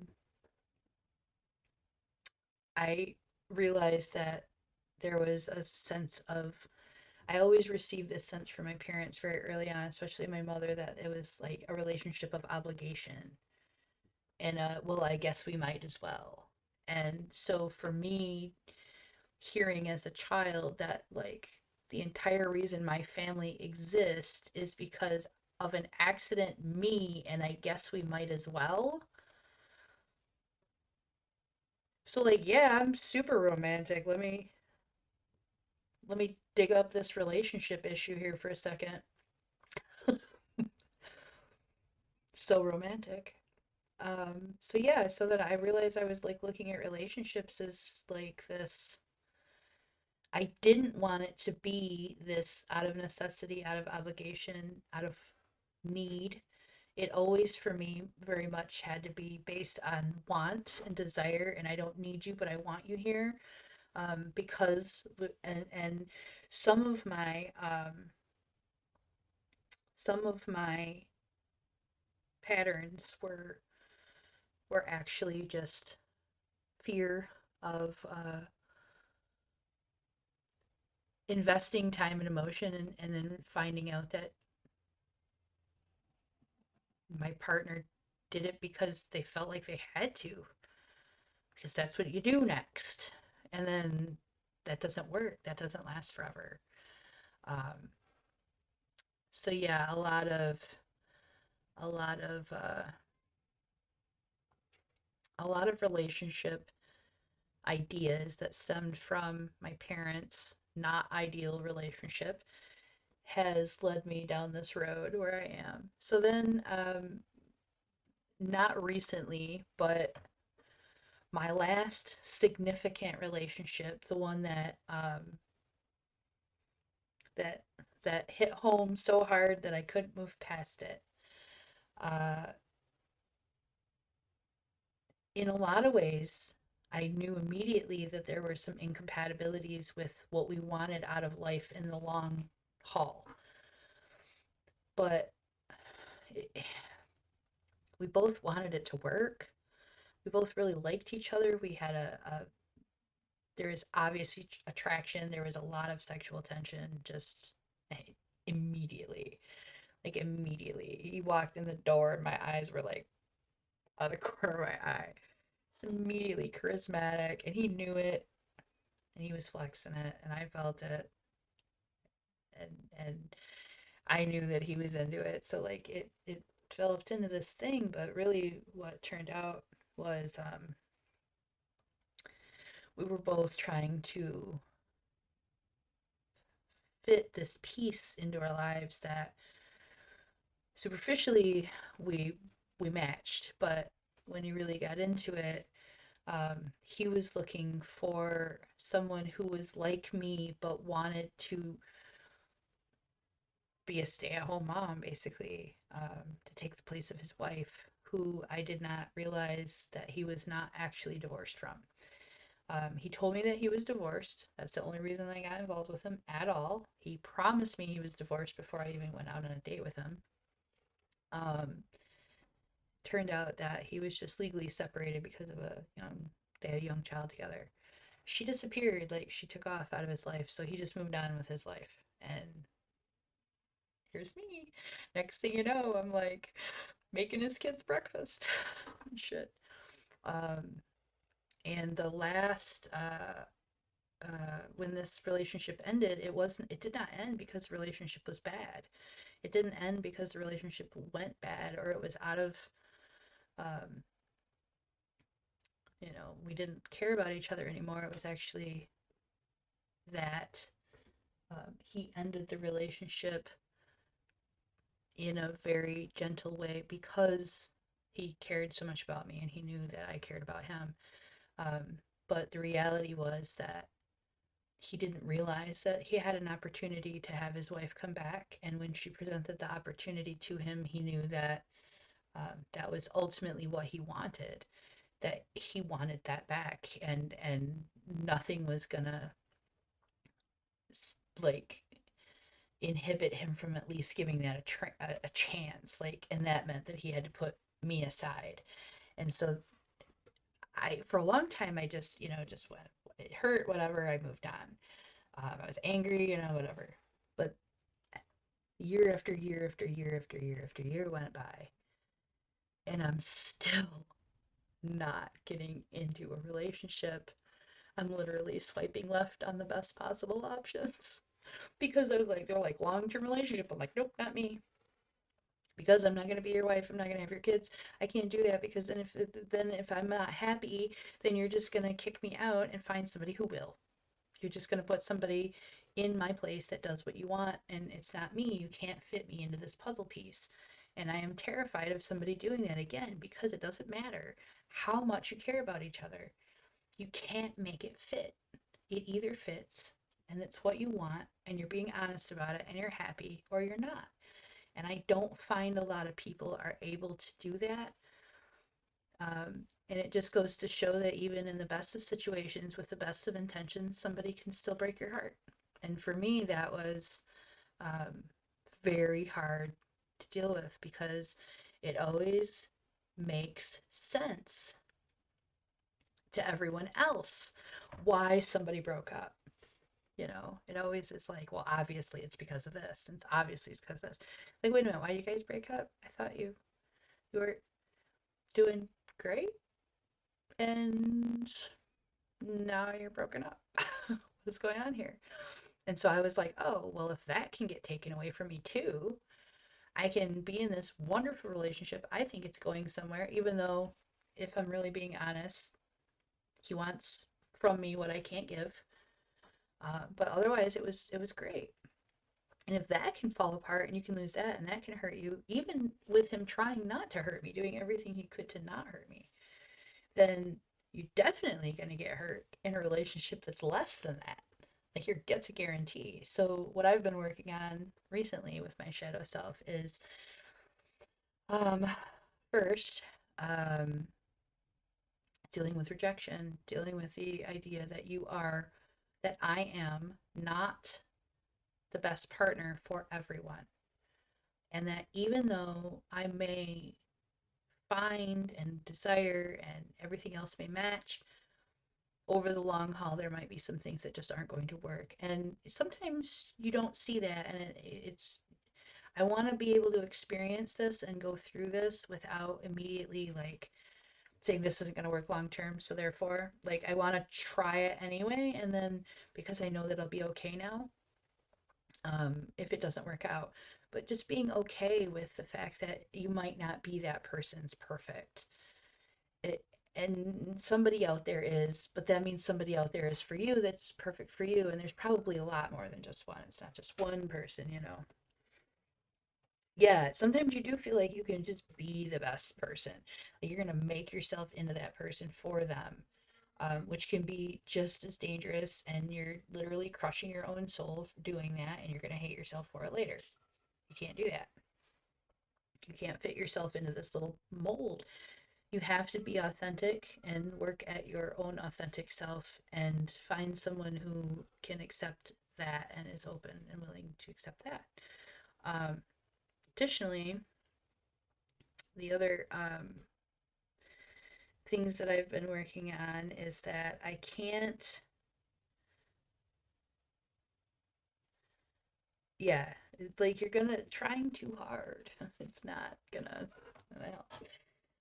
But yeah, the other thing I've been working on is just the idea that not only that I'm not for everybody, but that even if I am, so say that I am, right now, I am something for someone and I'm perfect. And it's okay to have that happiness not last forever. That it doesn't have to be permanent. And that doesn't mean it's less or it's less significant. That's another thing for me. It's like, why do I have to feel like, and I think that's like impressed upon me with this, like, no, we're married and therefore we are your parents and we're in a relationship because we have to be. And it's like, so you get this idea that like the only worthwhile relationship is the one that lasts forever, that you like just work it out no matter what. But that's not true. Our relationships can be really meaningful and really important to our lives and only last a few months sometimes. It it's just depending on how you look at it. And so you can get just as much value and just as much love and satisfaction and benefit out of a relationship that maybe it's just where you're both making each other happy for now. And then at some point down the road, if that's not true anymore, you can stop it before you make it worse. Like you can be like what my ex did. As soon as it became a possibility, he didn't wait. I didn't catch him back with his wife. He stopped right there, and the possibility is here. I have to tell you. I don't want to hurt you. I want you to know that I want to try this. I haven't yet, but I know that if I don't tell you this and give you this option to walk away, that I'm doing you wrong. And so I want to experience a relationship that maybe is just for right now, and that's okay. And then when it's over, it'll be over. And when myself and that partner part ways at some point, I can be happy for them and say yes, because I look back at that particular person. His name's Ben. I'm just going to say it. Nobody knows who he is. Ben. When I look back at that relationship with Ben and I see where he is now, I realized that like he is where he's supposed to be. He's where he's supposed to be. I wasn't going to fit in that role. But that doesn't mean that that what I have to offer is less either. It's just maybe for somebody else and maybe not forever. Anyway, I think I'm done talking. Talking for way longer than I anticipated. It was a really, really in-depth discussion with so many different aspects. I'd love to come back and do more talk about shadow work later on. Maybe give, if you think somebody might be interested in like self-improvement, that's really what this is about. It's just self-improvement efforts and techniques. And if they're willing to and you feel they're in a good place and they're interested, please do share this with them. And at some point down the road, maybe we can get back together and we can talk about some of the other more specific things. I don't want to get too specific because I don't want to call names out.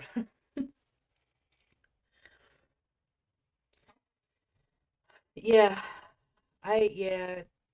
Haley, I definitely, one of the things that's helped me come to terms with it is the real understanding of the different types of love. And the acceptance that I can love them that way. And I don't need it back. I can just love them that way. And it's not coming back.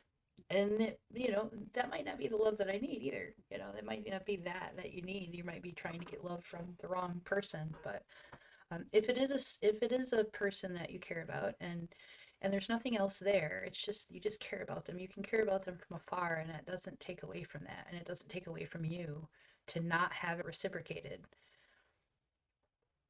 Like, I very often am very much madly in love with people who are not madly in love with me, and that doesn't change how I feel about them. And it also, I don't expect them to love me back. I just don't expect it anymore because I know that, like, that's not an obligation. My parents were wrong. It's not how relationships work. They are their choice. So, so yeah, maybe we can come back and talk about more of this at another time and get really into maybe probably like true. True. See, I love chatting with you. With y'all's. Definitely get into some good shit. So yeah, shadow work is just being real and raw and trying to be better as a result of it. Trying to learn from it and improve from it. Some of us do this anyway. A lot of people who are interested in shadow work were doing it anyway. But being aware of it and doing the work yourself really helps your patience and your understanding with others who aren't there, who aren't on this path. Like, I look at the person who was antagonizing a situation and I go, okay, but he's not been in my shoes, so he does not understand. He doesn't understand what I'm feeling there. And being angry about it doesn't do any good. Instead, if I want to help the situation, I have to help him understand that perspective rather than being angry about it and rather than giving it energy in that way and rather than chasing him away from it. So,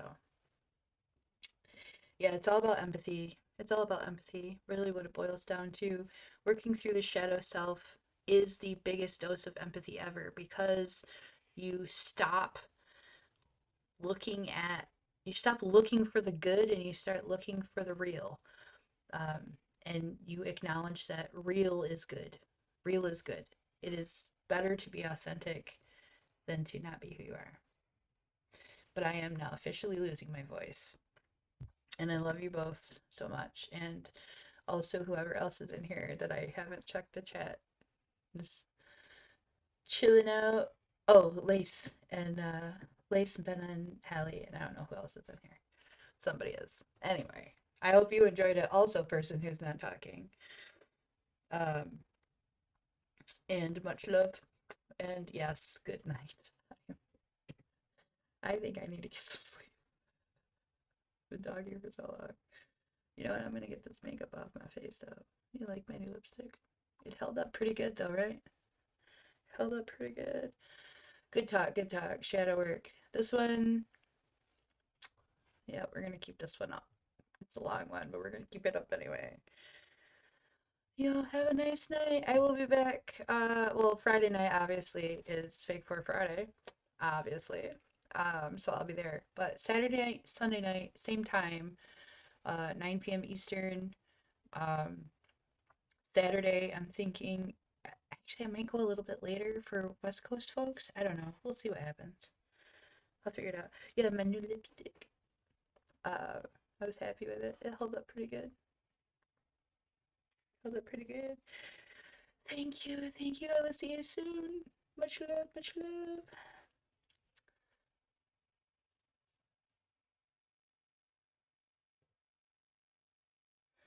I always gotta remember to turn the mic off, though.